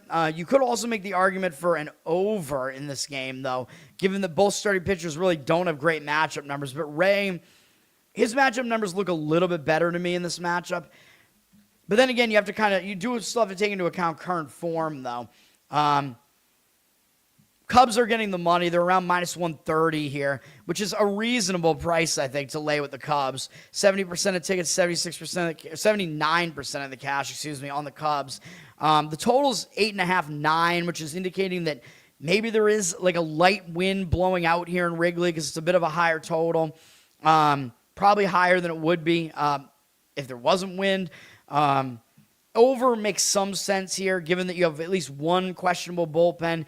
Some questions with both starters, but they are both in the better of their home road splits. I don't know. I think I'd probably prefer Cubs money line over that in that game, but not anything that I would really want at all. Pittsburgh at Houston.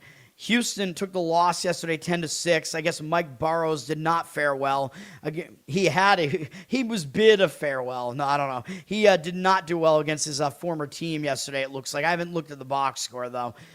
Houston, they used 4 relief pitchers yesterday. Pittsburgh, they used 3, Pittsburgh is the 16th ranked bullpen, although the ERA isn't too bad, but they're a mediocre bullpen. Houston is 26th, and they have the worst ERA still. Houston's a bad bullpen, even though they have improved a little bit. I wouldn't want to trust either bullpen here, though. Both offenses have been good. Pittsburgh is now 4th, tied with Washington. Houston's 7th. So there are a lot of things that kind of line up towards overs in the series. But then you look at the starting pitching matchup, and I don't think I would want to go over here. Paul Skeens is pitching for the Pirates here. 2.89 ERA, 0.86 whip. Yeah, he's a Cy Young contender. We know he is a little bit more questionable on the road, though. 3.51 road ERA, so he's not as good on the road as he is at home.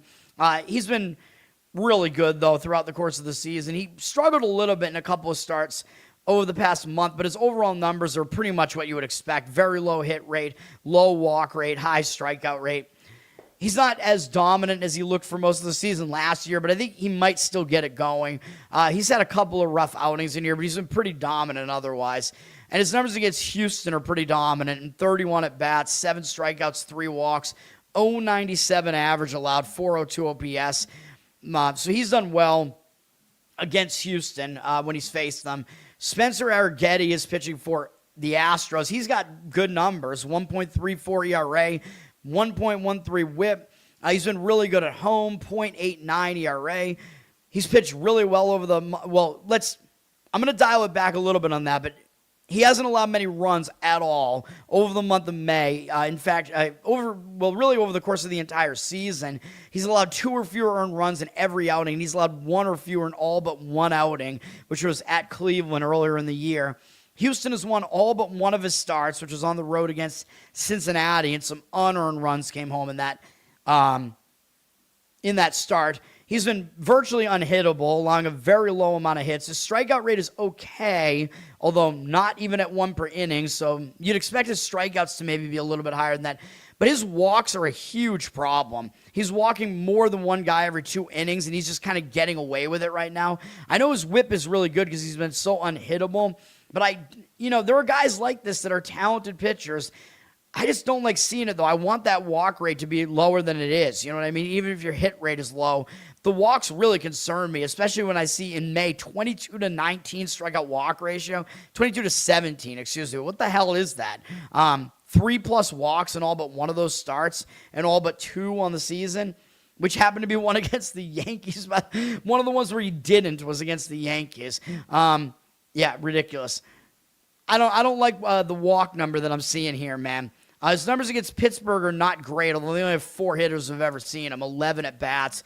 But they have had some success against him. 273 average, 909 OPS, 2 strikeouts, no walks. So I don't know, man. Pittsburgh seems to have a bit of an advantage here. I think Skeens is better than almost everybody. So you probably have an advantage with Skeens on the mound. I think you have the better bullpen with Pittsburgh as well. Probably the somewhat better offense, too. But, of course, you're paying the price if you want Skeens. You're looking at about minus 160 on the road with Skeens. Money is hitting Houston here. 65% of tickets, 75% of the cash on Houston. So the money is saying Houston. It's a tough game to gauge. I don't think I would really want to play Pittsburgh at that price, although I think they do have the advantage throughout the game. The money is also not even backing the under, because when I looked at this game, I was thinking a first 5 under makes some sense here because this pitching matchup looks pretty good. I wouldn't want to deal with the bullpens. I'm not as concerned with Arrighetti's matchup numbers because it's such a small sample. First 5 under makes some sense to me. The full game, the total's 8, and we have 60% of tickets, 53% of the cash on the under. So the money seems to be kind of indicating over full game. By the way, the Red Sox are getting the money now in that game where I gave out the Red Sox as a play there. So I don't know. Again, like I always say, do with all this information what you want, but I think a first 5 under makes the most sense in that Pittsburgh-Houston game. Colorado at Anaheim. This series looks like it should be a high-scoring series, and it has been pretty much. We've had both games go over the total so far. Anaheim has lost the first 2 games. They're on the verge of getting swept here. So Colorado is on the verge of a potential sweep here, which means maybe they possibly overlook Anaheim because they do play Milwaukee next. So Colorado might overlook Anaheim a little bit here. Colorado might be looking ahead to that series against Milwaukee. So I think the situation is a bit better for Anaheim here, but they have a bad bullpen, one of the worst, but they're at least rested because they only used Aldegari yesterday, so they're the bullpen setup rest-wise isn't too bad for them. But these are both pretty bad bullpens. Colorado used 3 guys out of the bullpen yesterday. I wouldn't trust either bullpen. Anaheim's ranked 29th, really bad. Colorado not much better at 24th. Both offenses have okay rankings here. Colorado 13th. Anaheim not as good at 20th. Anaheim hits a lot of home runs, but they don't do a whole lot else. pitching matchup looks like it's an advantage to Anaheim to me, but both pitchers are in the better of their home road splits, though. Michael Lorenzen is pitching for Colorado. He's got really bad numbers, 7.22 ERA, 1.9 whip, but he's at least better on the road, 5.04 road ERA. He's been really struggling at Coors Field. I don't know why the Rockies went out and got him, but he's at least been a more serviceable pitcher on the road. But generally, he's got bad numbers. He struggles, man, but a lot of it is in Coors Field. He's got a low strikeout rate. Walk rate is definitely too high. He's allowed double-digit home runs, and his hit rate is ridiculously high. 89 and 57 in the third innings. That's not good. So he's very, very hittable. None of that is good. But he's in the better of his home road splits, and he actually has decent numbers against Anaheim at 78 at-bats. They've seen a lot of him because he was with Texas for a while. 231 batting average allowed, 687 OPS. I believe he was with Texas. His numbers are pretty good here against Anaheim, though, generally, except strikeout walk rate, not good, or ratio, not very good, 20-8. But Lorenzen, I mean, he pitches better on the road, and this might be a spot where he does actually do okay. Walbert Urania is pitching for the Angels. I think he has the much higher ceiling. He's a pretty talented young pitcher, dude. He's got a 2.44 ERA, but his whip is definitely too high, 1.38. He's been good at home, though, 1.61 home ERA. So we have both starters in the better of their home road splits, and Urania has only allowed more than 2 earned runs once this season. So he's not allowing many runs. He's been very difficult to hit. He's allowed fewer than 1 hit per inning. His walk rate is way too high, though. His strikeout rate is decent, almost 1 per inning. But his walk rate has got to go down, man. That's been his one major issue here is the walks. But I think he's a talented pitcher, man. He's one of those guys that I feel like I say it every day, but if he can get that under control, I think he's going to be a pretty strong pitcher. Colorado's never faced him before, so that should be a little bit of an extra advantage to him. Colorado doesn't tend to hit well on the road. So Anaheim, Urania might actually pitch well here and have a little bit of an extra edge against a team that's never faced him before, an offense that's never faced him before. The money's coming in towards Colorado, though. 54% of tickets, 68% of the cash on Colorado. It might be because of the price. Like, does Anaheim with a very unproven starter, should they really be like minus 158 here? I don't know. I think if it was around minus 120, I'd be considering Anaheim as a play here. But I think it's really all about the price. That price is a bit high, even though I kind of lean towards Anaheim in this game situation. They're trying to avoid the sweep. Their bullpen is worse, but it's a little bit more rested. You could go first 5, really, if you wanted to with Anaheim. Maybe like a minus half a run or something in the first 5 makes some sense with Anaheim here. I think a first 5 under actually makes sense in this game as well. I know it looks like an over series, but part of that is because the bullpens suck. So if you take them out of the equation, full game total is 8.5, but if you take the bullpens out of the equation, both starting pitchers look like they have a decent matchup here at least, and they're both in the better of their home road splits. So, excuse me. I think it makes a little bit of sense, first 5 under, but I'm going to skip that game, obviously. And then Dodgers at Arizona on MLB Network is the late game. These teams have split the first 2 games of the series so far. Close games for the most part. Dodgers won the game by 1 last night. The Dodgers used a bunch of relief pitchers, though. They used 5. Arizona used 3.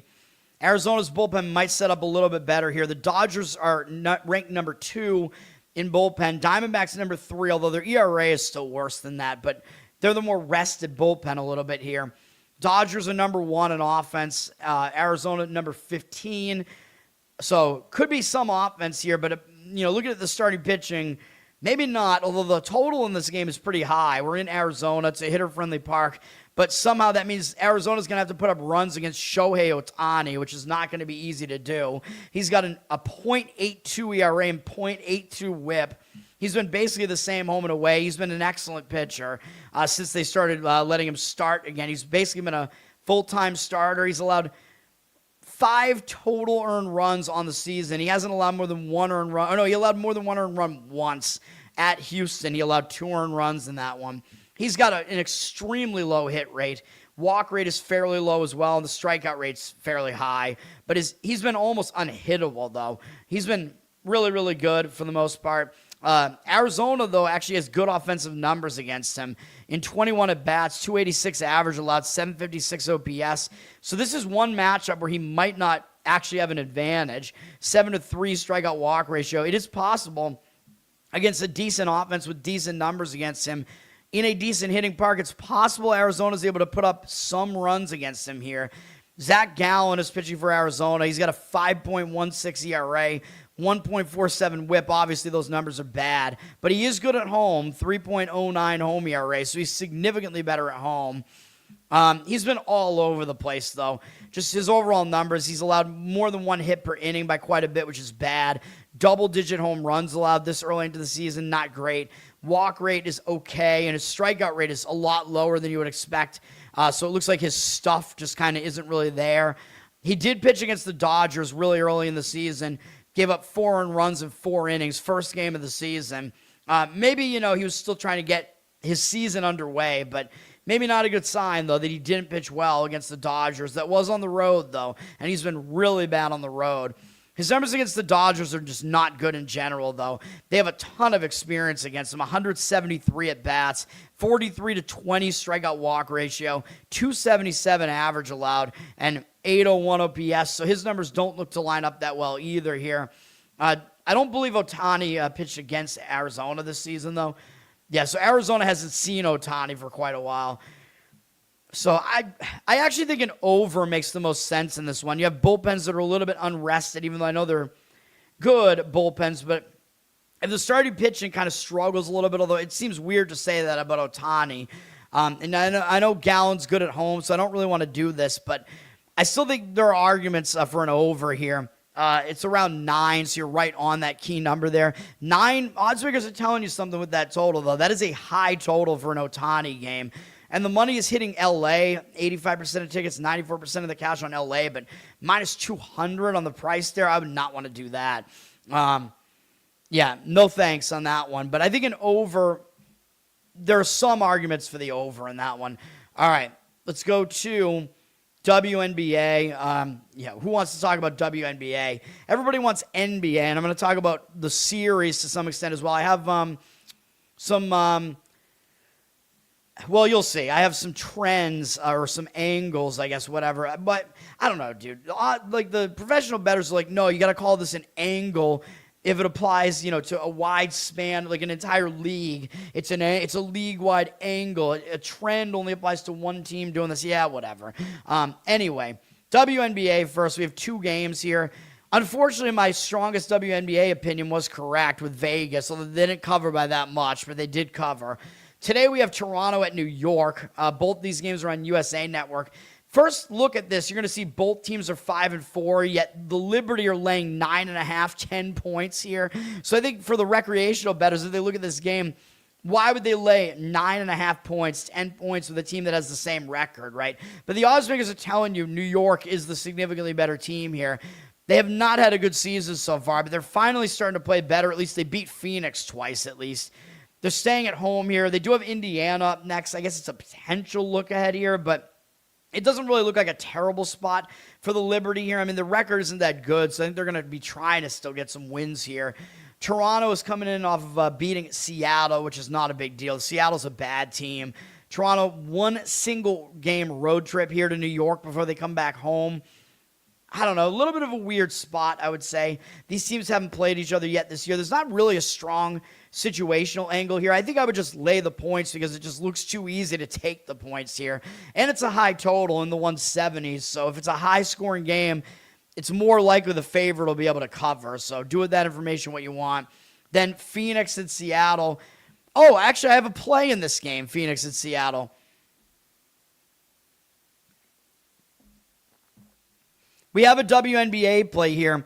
We're going to lay the 5.5 with Phoenix here. It's kind of moving up, though, towards 6.5. So I would try to find the best number on that, get on that. You might have to lay a 6 now, unfortunately. You might be thinking, well, why would you do that? But when that's the sentiment, that's why I want to do it. Like, why is a 2-8 team, it's 1-4 on the road, laying points like this on the road against a team that has a better record, 3-7, 2-3 at home? Well, I'll tell you. Obviously, the odds makers are telling you Phoenix is the better team. Now, this is a cup game, I think both of the games today might be cup games, so I think generally the better team, kind of might be though I said it differently yesterday, because like teams that are in contention, like teams that have their eyes set on the championship might not do as well in the cup. Although we might be able to counter that when we go talk about the NBA and the cup and versus what we have in the finals matchup there.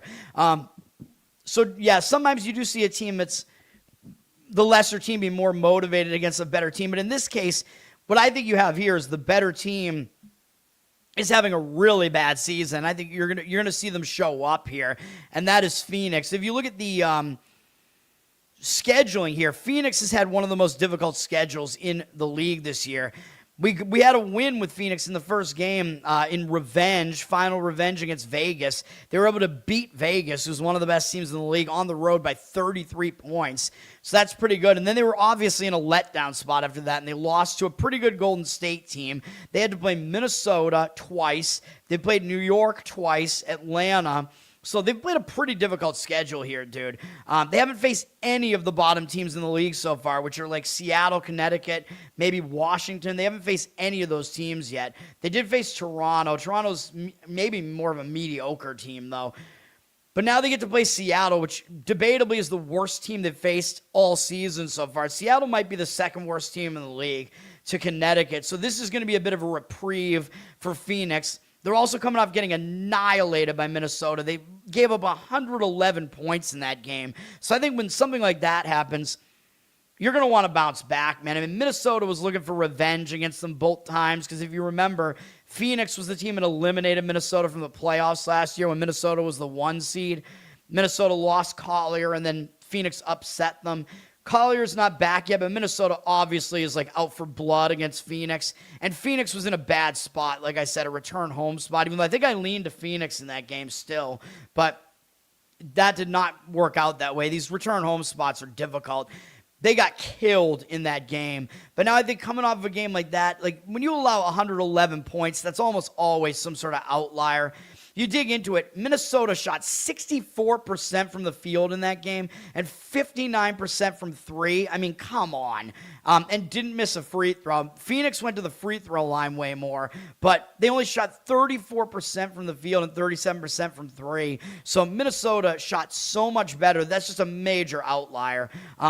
The field goal percentage just in general, plus Minnesota's three-point percentage, there's no way Seattle's going to shoot like that in this game against Phoenix, and Phoenix should improve on their shooting as well. So I think that's all good. I'm not going to say that Minnesota shouldn't have won that game. They should have, but it was a misleading blowout score there. So I think Phoenix is in line for a better game here, because usually you're embarrassed when you get blown out. Plus, again, that game was a misleading final. And now as far as Seattle, on the other hand, yeah, I know Seattle, what the hell was that? Disney wants me to log back in, I guess. I don't know. I think I'm already logged in. I don't know. Seattle, they played one of the weakest schedules this season, dude. They played Connecticut 3 times, Washington twice, Toronto twice, whereas Phoenix only played them once so far. This has been a soft schedule. I think what you have here is you have Phoenix, who's faced the most difficult schedule in the league so far, against Seattle, who's faced the easiest schedule so far. And Seattle, yeah, they did just get killed by Dallas, but they're returning home from a road trip. They went to Toronto and Dallas, and now they're returning home from all that travel. That's pretty far from Seattle. And with 1 day off, they're coming back from Dallas. It wasn't a long road trip. It was only Saturday through Monday, but still a lot of travel here. Whereas for Phoenix, I think the travel's a little bit better here because they're just going from Arizona back out on the road to Seattle. Both teams did play 2 days ago, I think. But, yeah, generally I like this. It's just one of these games where it's a misleading spread here where the odds makers are telling you the team with the ugly record, the worst record, is actually the better team and they're favored on the road. Nobody's going to want to lay points like this on the road. But like I said, I just showed you, Phoenix definitely the better team. They've had the way more difficult schedule. So we're laying the points with Phoenix in this game in the WNBA. Hopefully we get back on the winning side with WNBA after we started out 5-0. We're now 5-1. All right, let's go to the NBA. NBA, we got a lot going on here, man. Knicks at San Antonio, obviously, on ABC, game 1. Now, I'm going with Evan Abrams at Action Network here. He's given us some a lot of angles here that we can look at here. So there's a lot going on here. So a lot of it is series-wide, but I think it's just interesting. So first he talks about how we have 2 long shots in the finals this year. And by the way, before I talk about that, what I will also mention, because I was alluding to it, is Spurs and Knicks were in the Cup final. The Knicks beat the Spurs in the Cup finale. So maybe the Cup isn't, a nothing burger. I mean, I think it's stupid. I think it shouldn't even exist. I think it's dumb. I still think there are, situations where teams are just not motivated in the Cup. Like Oklahoma City got knocked out by the Spurs. And by the way, I think that's why the Spurs lost to the Knicks. So the first time these teams played was in the Cup final. The Knicks beat the Spurs. I think I gave that out as a play on the show, by the way. That was a winner here on the show way back in the day. But the reason I did that is because the Spurs had just beaten OKC, and that was a huge win for the Spurs at the time. So I thought they were going to be gassed and not have a whole lot left against the Knicks. So that's kind of what happened in that game. But by the way, the Spurs were winning a lot of that game. The Knicks won by 11, but the Spurs were winning that Cup game in the fourth quarter. The Spurs led the majority of that game. So if you want to, I don't think that Cup game should matter that much. And Wemby, by the way, didn't even start that game. He came off the bench back when the Spurs were kind of playing around with his minutes and they were messing with his matchups and having him come off the bench, and he was just dominating bench players from the other team. But whatever. So that was a game that I don't think is that much of an indicator.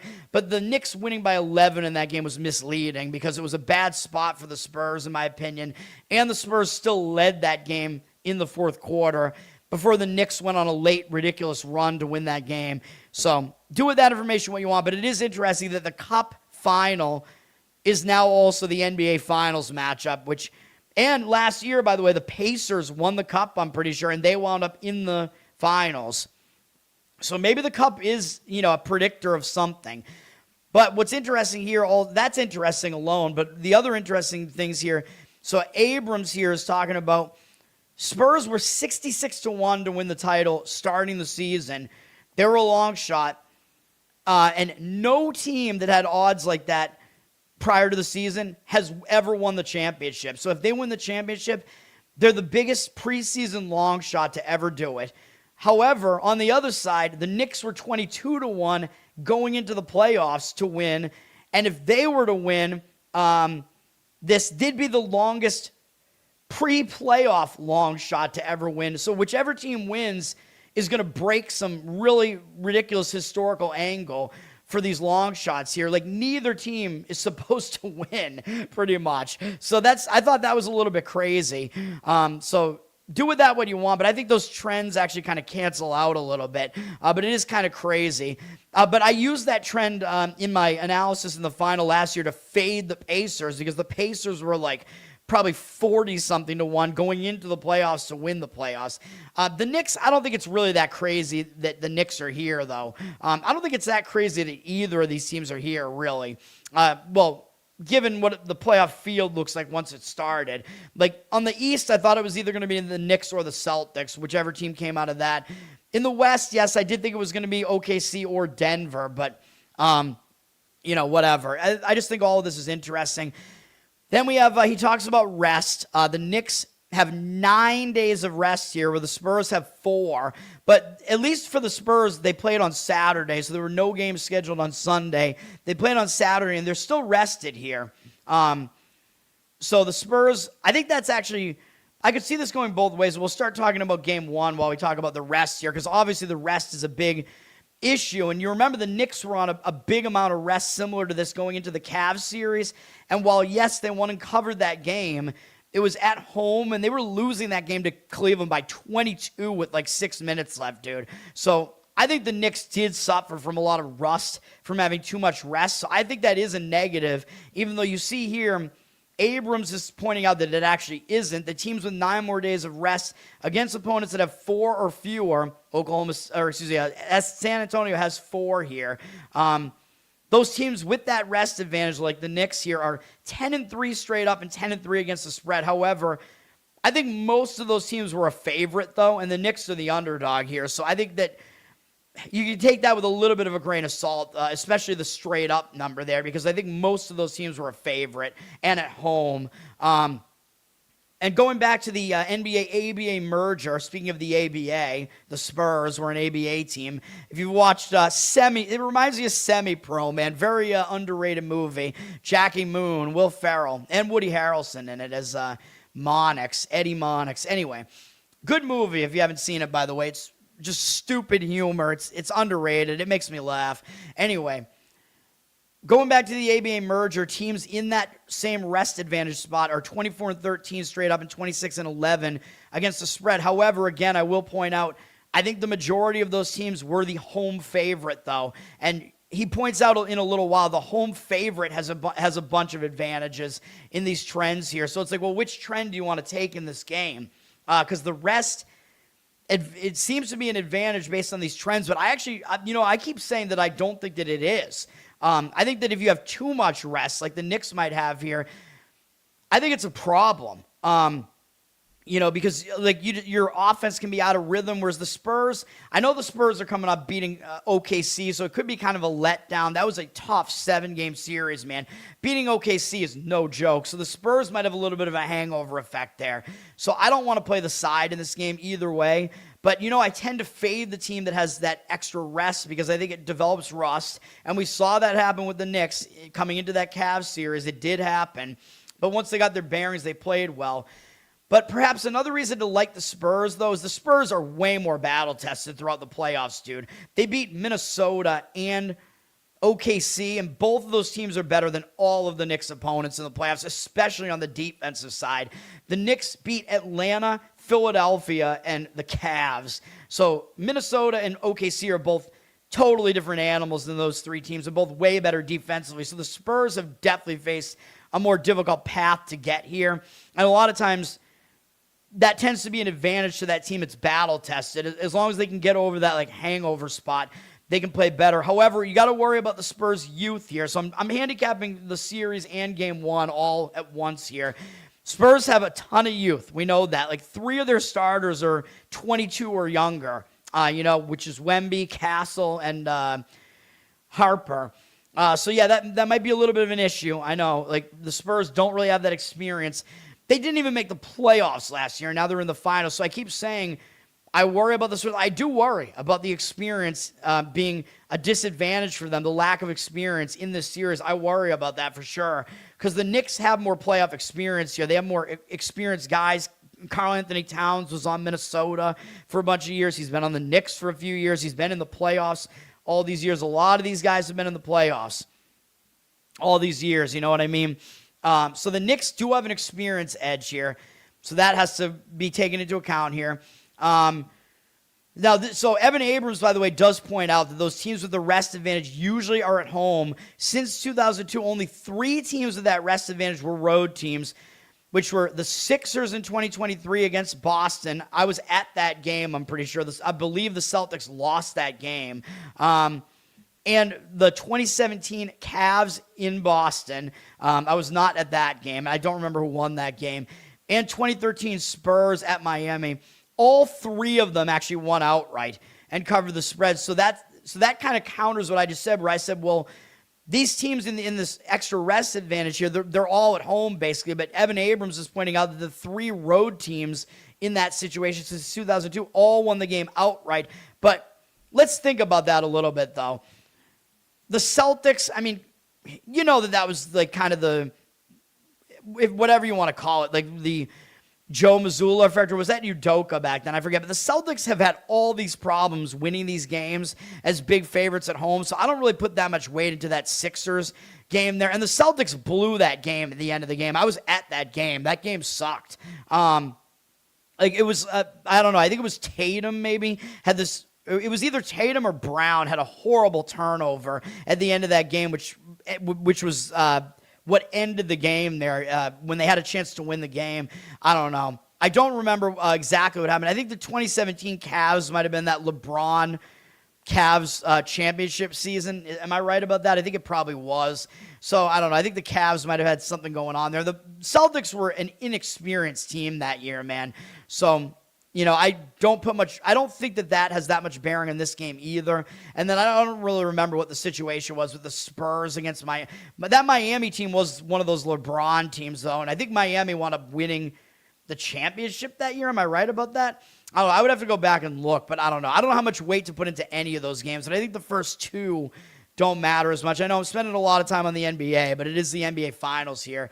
And in the Finals as a series, Abrams points out since 1990, teams entering Game 1 with this type of rest have gone 4-1 straight up and against the spread. Wait, what?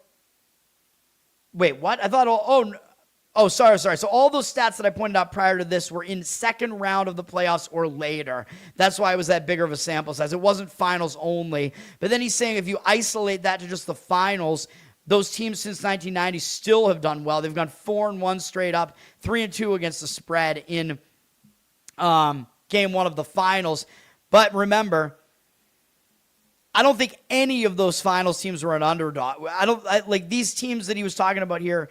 Oh, no, one of them was. It was Spurs and Miami. That was a finals Game 1. So those games that he talked about were the underdog won and covered. One of those was actually in the finals. That was Spurs and Miami in 2013.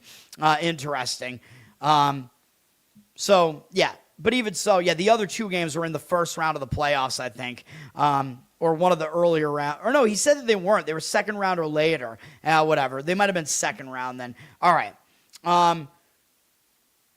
He then goes on to say the only loss of those teams in Game 1, the only straight-up loss of a team with that rest advantage was the 2001 Lakers, who lost by Philadelphia, even though they were a massive favorite. The Lakers, they still wound up winning that series, though. I'm pretty sure I remember that. That was Lakers with, like, Kobe, I think Shaq maybe, whatever. And then that was before the season where those guys hated each other and whatever, and they got upset in whatever finals that was. That was Philadelphia with Allen Iverson, I'm pretty sure. I'm old, man. I vaguely remember that, but I was rooting against the Lakers, obviously. So I was not happy. Does it translate to a championship? He says since the merger, 8 teams have entered Game 1 of the finals with that advantage. 5 of the 8 won the title, which were the 2023 Nuggets. But, of course, the Nuggets, that was against the Heat after the Heat upset the Celtics. The Nuggets were clearly just a way better team that year. It was just a complete mismatch, so I don't know how much weight to put into that. The 2001 Lakers, I just mentioned that the Lakers won that series. 96 Bulls, which was, one of those Michael Jordan teams. 82 Lakers and 78 Bullets. The teams that lost the finals despite having that rest edge were the 2013 Spurs. Like I said, they lost 2013 to the Heat. That was against that LeBron Heat team, though. The 98 Jazz, who lost to a Michael Jordan Bulls team. So those two teams lost to these elite dynasty teams, man. So this does make it seem like the team with the rest edge does have a huge advantage in the series, because the teams that lost with that rest edge, they lost to like an elite team, and then the 89 Lakers lost to, who did they lose to? That was, I don't even remember who that was that they would have lost to that year. I'd have to go back and look. San Antonio finds itself on the opposite of another trend. I know, I apologize I'm taking this long, but hopefully you guys are interested. This is a bunch of interesting stuff here. Thanks to Evan Abrams for all this. Spurs are just the third team since the merger to win Game 7 of the conference finals on the road and then be a favorite in Game 1 of the playoffs. The last two teams that fit that profile were the 2018 Warriors, which that was against Cleveland, I'm pretty sure, was it not? And the 2002 Lakers. Both won Game 1 and eventually won the championship. And both failed to cover Game 1. But I think if the Spurs are going to win Game 1, it's highly unlikely they're not going to cover, though, because the spread is lower. So, the Warriors wound up winning the championship in 2018. Yeah, I forget who that was against.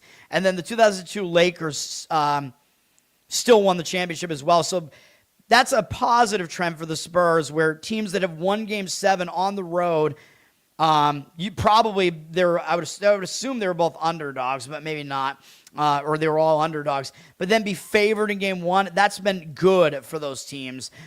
So those teams have won game one and won the championship. So that's good for San Antonio. The underdog in game one has been bad historically. Like I said, although the Pacers won as a huge underdog last year. You remember that set up a nice play for us in game two. I think we had 3 plays in that series on the Thunder. It was basically, and I made a bet on the series too after the Thunder were down 2-1 in that series. I bet the Thunder at a smaller favorite price. That was all good. We had a really good NBA Finals last year, man. I think we won 3 bets on the Thunder during the Finals too, just playing them after every loss that they had. We just played them, and they won every time. Anyway, game one, the road team has done badly usually, even though the Pacers won. And I believe if it happens again, as he says right here, back-to-back consecutive underdogs in game one have not won since 2001 Sixers and 2002 Nets did it. So I don't really put much weight into that, though. I mean, these are 2 different years, 2 different teams, whatever. A dog has not won outright in game one in consecutive years at all. Wait, what? Underdogs haven't covered. Sorry, that was covering the spread. And winning straight up has not happened since the merger. So that is a bit of history against the Knicks here. But I think the trend that matters more is game one NBA Finals underdogs are 3-18 straight up in game one, 4-17 against the spread since 2005. 5-25 straight up, and 9-21 against the spread since 96. So home favorites in game one of the finals have been very good historically. So there, again, I told you there are trends that are going both ways here, which makes this game very difficult. So I think, as you know, I'm not going to have a play on this game. We're going to hold off, and we're going to wait and then see what happens in game one and maybe look for zigzag opportunities and whatever. Underdogs in game one who are on 6+ days rest since the end of the conference finals are 1-10 straight up in ATS dating back to 2005, 2006. One outright winner was the Spurs over the Heat in 2013 as a 5-point dog. So that's also really bad for the Knicks, and that plays into me saying that it's rust, right? So that does say that, right? Underdogs. Yeah, if you're an underdog with too much rest, that's what this says here. Going into game one of the finals, those teams are 1-10 straight up and against the spread, with the only covering and winning team being the Spurs in that 2013 game. So that's crazy, dude. So that's another indicator towards the Spurs. And then he talks about the Spurs being an extreme long shot here, but now they're actually favored to win the series because they are the home favorite in the series at -210.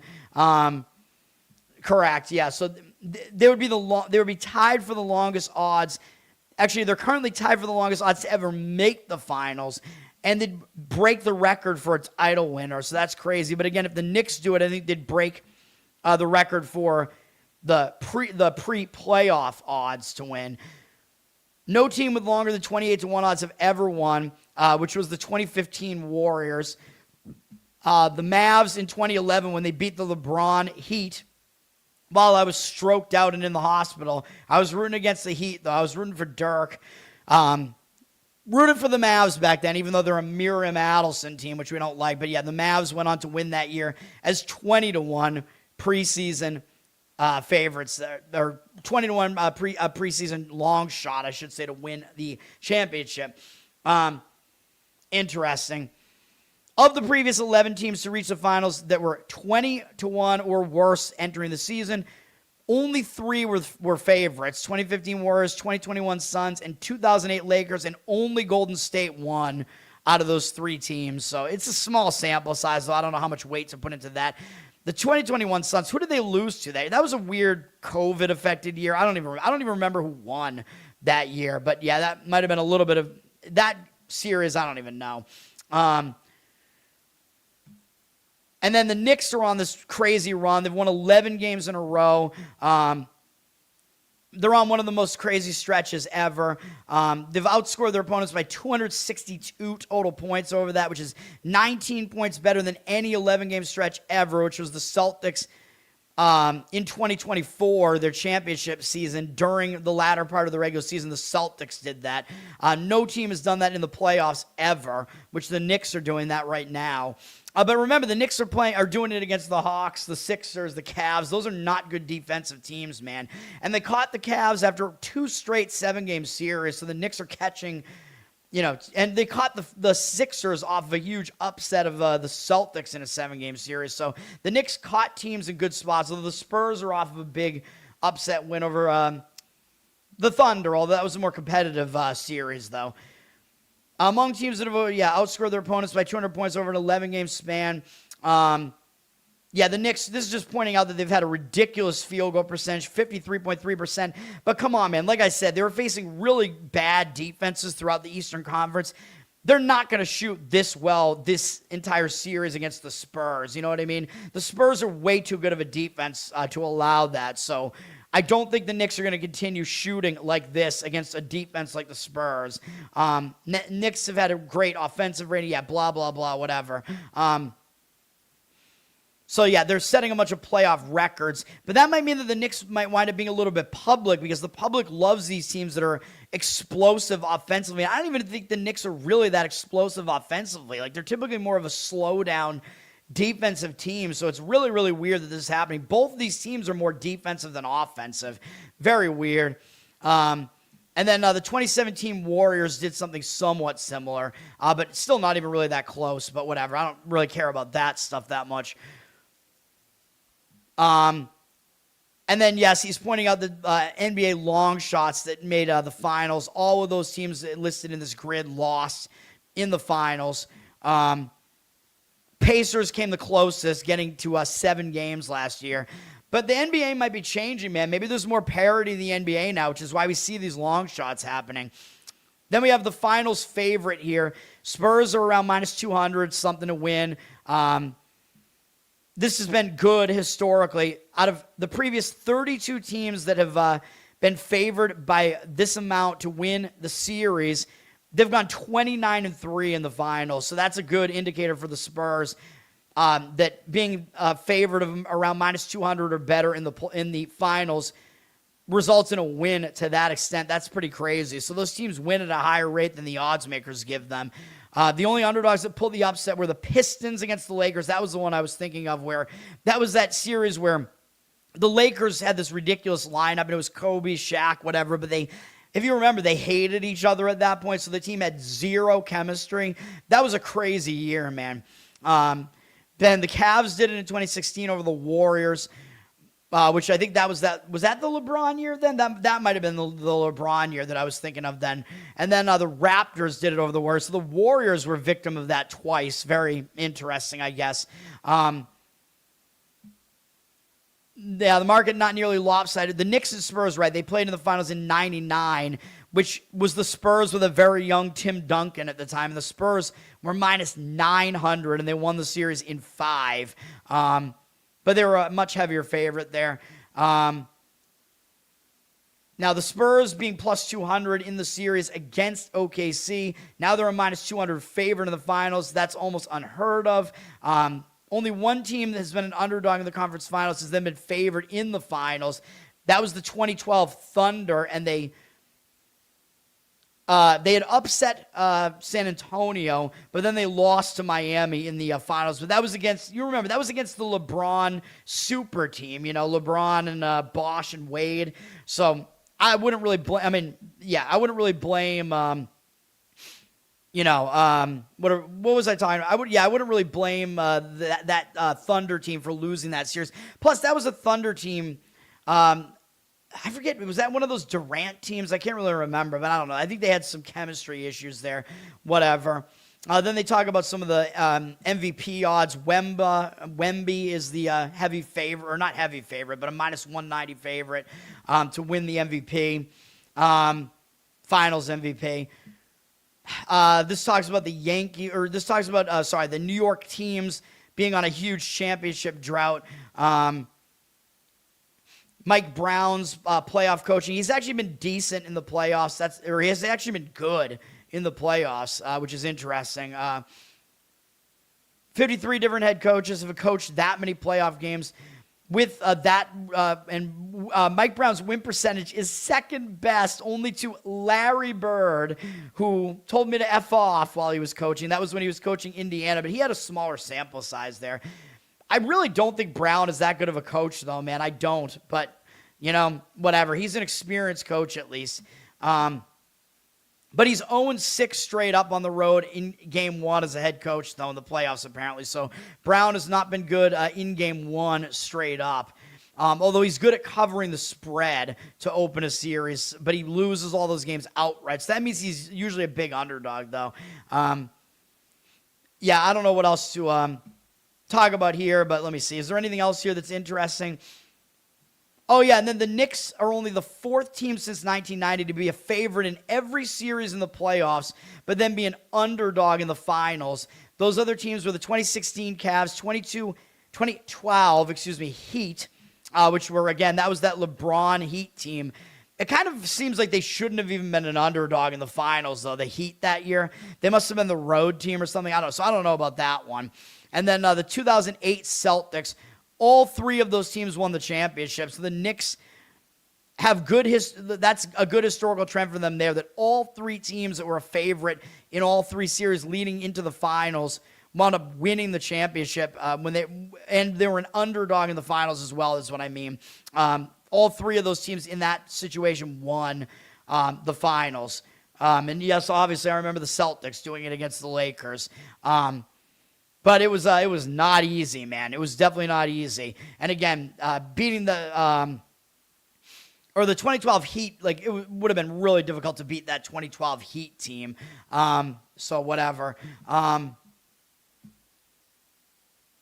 One final oddity favors New York. The Knicks enter Game 1 with at least 8 days of rest and an active win streak of 8 games or longer, but are underdogs. That applies to 3 teams ever since the merger: 03 Nets, 89 Lakers, 82 Lakers. And then it says the Spurs in 2003, though. Oh, that was the Nets against the Spurs. Okay, I gotcha. What am I... Well, what does it say? It says, inactive with blah, blah, blah. Yeah, 3 teams... It says it favors New York, so I'm guessing that all those teams must have won. He doesn't actually explicitly say that. New Jersey entered that game rested and still hot, but I kind of want to counter that a little bit because and they were a sizable underdog. So I don't know what he's saying here. If maybe those teams just covered. Did all 3 of them win Game 1 outright? I don't even know, man. But whatever. He's saying that trend favors the Knicks here.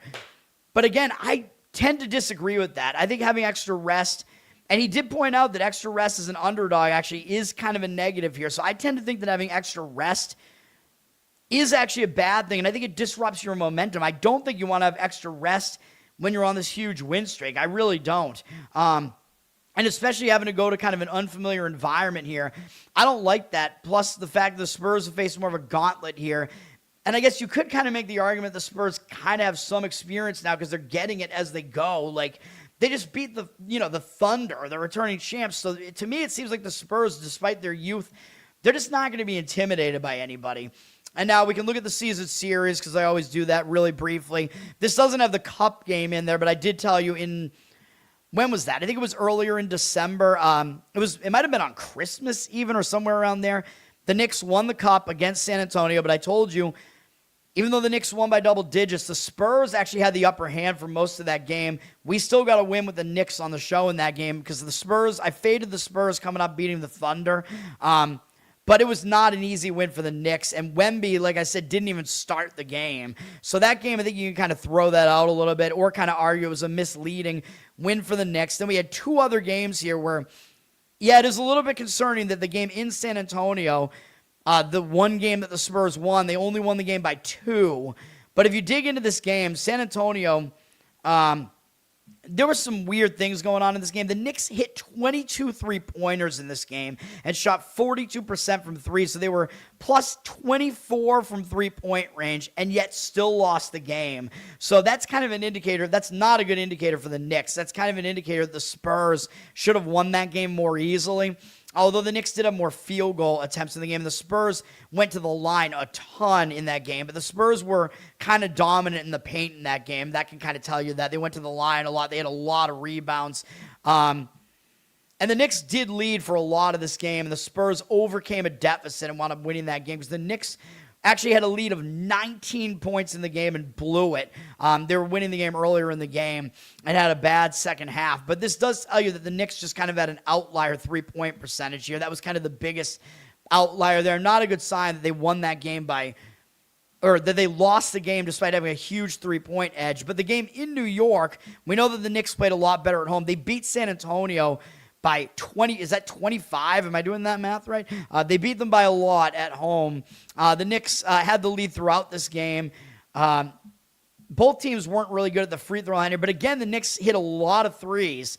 They had, again, 8 more threes. So in both of these games, the Knicks were plus 24 from three-point range. Like, I know the Knicks are better at shooting threes than the Spurs are, but do you really think they're going to have a plus 24 three-point edge again? I mean, that's just such an outlier. And I know they did that twice, but teams usually don't do that in the NBA regardless of, whether or not a team takes more threes or not. Having that much of an edge from three-point range is pretty ridiculous. The Knicks did have way more field goal attempts in this game, though. But some of that was because San Antonio was extremely sloppy, and they had 22 turnovers. And yes, the Knicks did win the rebound battle in this game. So the Knicks, they definitely should have won this game, but it probably wasn't the blowout that it looked like on the scoreboard. So I think both regular season, actually all 3 times that they met actually kind of look worse for the Spurs than they actually were. So I will say that. The fact that the Knicks are 2-1 against the Spurs is a little bit misleading. But yeah, the Spurs, they could clean up the turnovers. And again, we do have the Spurs at home here, and the Spurs have been excellent at home, 32-8. Knicks have not been that good on the road, 22-19. So I think all that being said, I am going to lean slightly to the Spurs in game 1 here, and I think the money is actually agreeing with that. 67% of tickets, 84% of the cash on the Spurs. They're laying 4.5 here. I think I agree. I think I would lean towards laying it. And then the money is somewhat indicating towards the under, even though the total's around 218.5. But I kind of agree with the under as well. 58% of tickets, 55% of the cash on the over. I would kind of throw those regular season games out. This total is actually kind of high for a playoff game, game 1. Usually game 1, both teams have a little bit of rest here. A lot of times the teams will kind of start a little bit more slowly, try to feel each other out. So an under kind of makes sense to me, or under first half makes sense to me, especially with the Knicks. They might come into this game rusty offensively. Both teams on some rest here might have that momentum a little bit disrupted. Plus, you get 2 good defenses here. These teams are both better on defense than offense. So it seems like kind of an under-ish type of game. And it might be an under-ish, kind of series in a way, because that's just kind of what these teams tend to focus more on. And like I said, the Knicks tend to play a slower paced game. And I think San Antonio is actually going to play that way as well. So I think both the style of play, I think, is going to be more slow for both these teams as well. Maybe San Antonio will actually try to speed New York up, though. They might try to do that knowing that the Knicks kind of want to go slower. Maybe San Antonio will try to throw them off by trying to speed up the game. I don't know. But yeah, I think, generally, even though we just saw numbers that are kind of against it, I think it does still hurt the underdog. But generally, I think that having that type of momentum, 11 wins in a row, and then having to have 9 days off, I don't consider that to be a positive. I think it's a negative. I think the Knicks will show up rusty. I think if you want to play Spurs first half, that probably makes sense too. Although you might be paying about the same price that you are on the full game on that, though.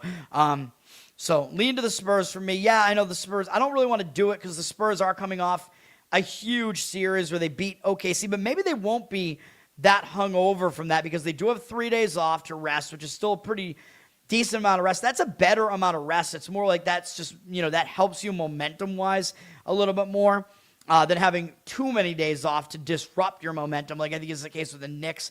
I think San Antonio might just be the right amount of rested. They're in the Goldilocks zone for the amount of rest. You know what I mean? That's possible with San Antonio here. But I do worry about their youth and lack of experience for sure. But once you've beaten the Thunder, it's like you don't have anything else to do. But then again, that worries me too because But it's that type of situation where everybody's basically like, whoever wins Thunder Spurs, that's the de facto champion. You know what I mean? They're going to win the championship. I worry about that, and I sometimes tend to want to fade that team.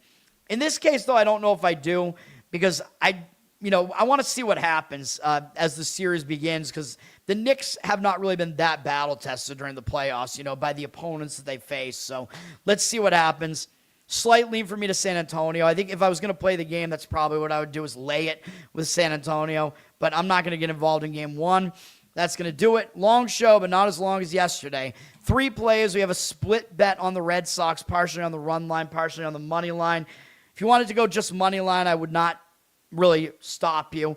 Of course, I can't stop you. But yes. San Francisco Giants, first 5, money line. We'll ride Logan Webb in that game against a Milwaukee bullpen type of game. And we're going to lay the points in the WNBA with Phoenix. Get back to the WNBA. That's going to do it. Learn to Toad on Twitter. Learn to Toad on Instagram. Like, subscribe to the channel here. Let's get it going, baby. Let's get back on the winning track here. Listen on audio, Apple, Spotify, Spreaker. Covered in Uke, my ukulele cover channel. Check that out. Patreon.com/LearnToToad. You can get some bonus stuff there. And Losercast, we had a new episode last night with Hindian being the guest last night. As Eldon, one of our hosts, is off on a boat now as a fisherman. And Tyler Yonke was nowhere to be found. But go check that out. It was a fun episode. I think it was funny. And the Giants G-Spot podcast, as I keep mentioning it will be back at some point. That's going to do it. Peace.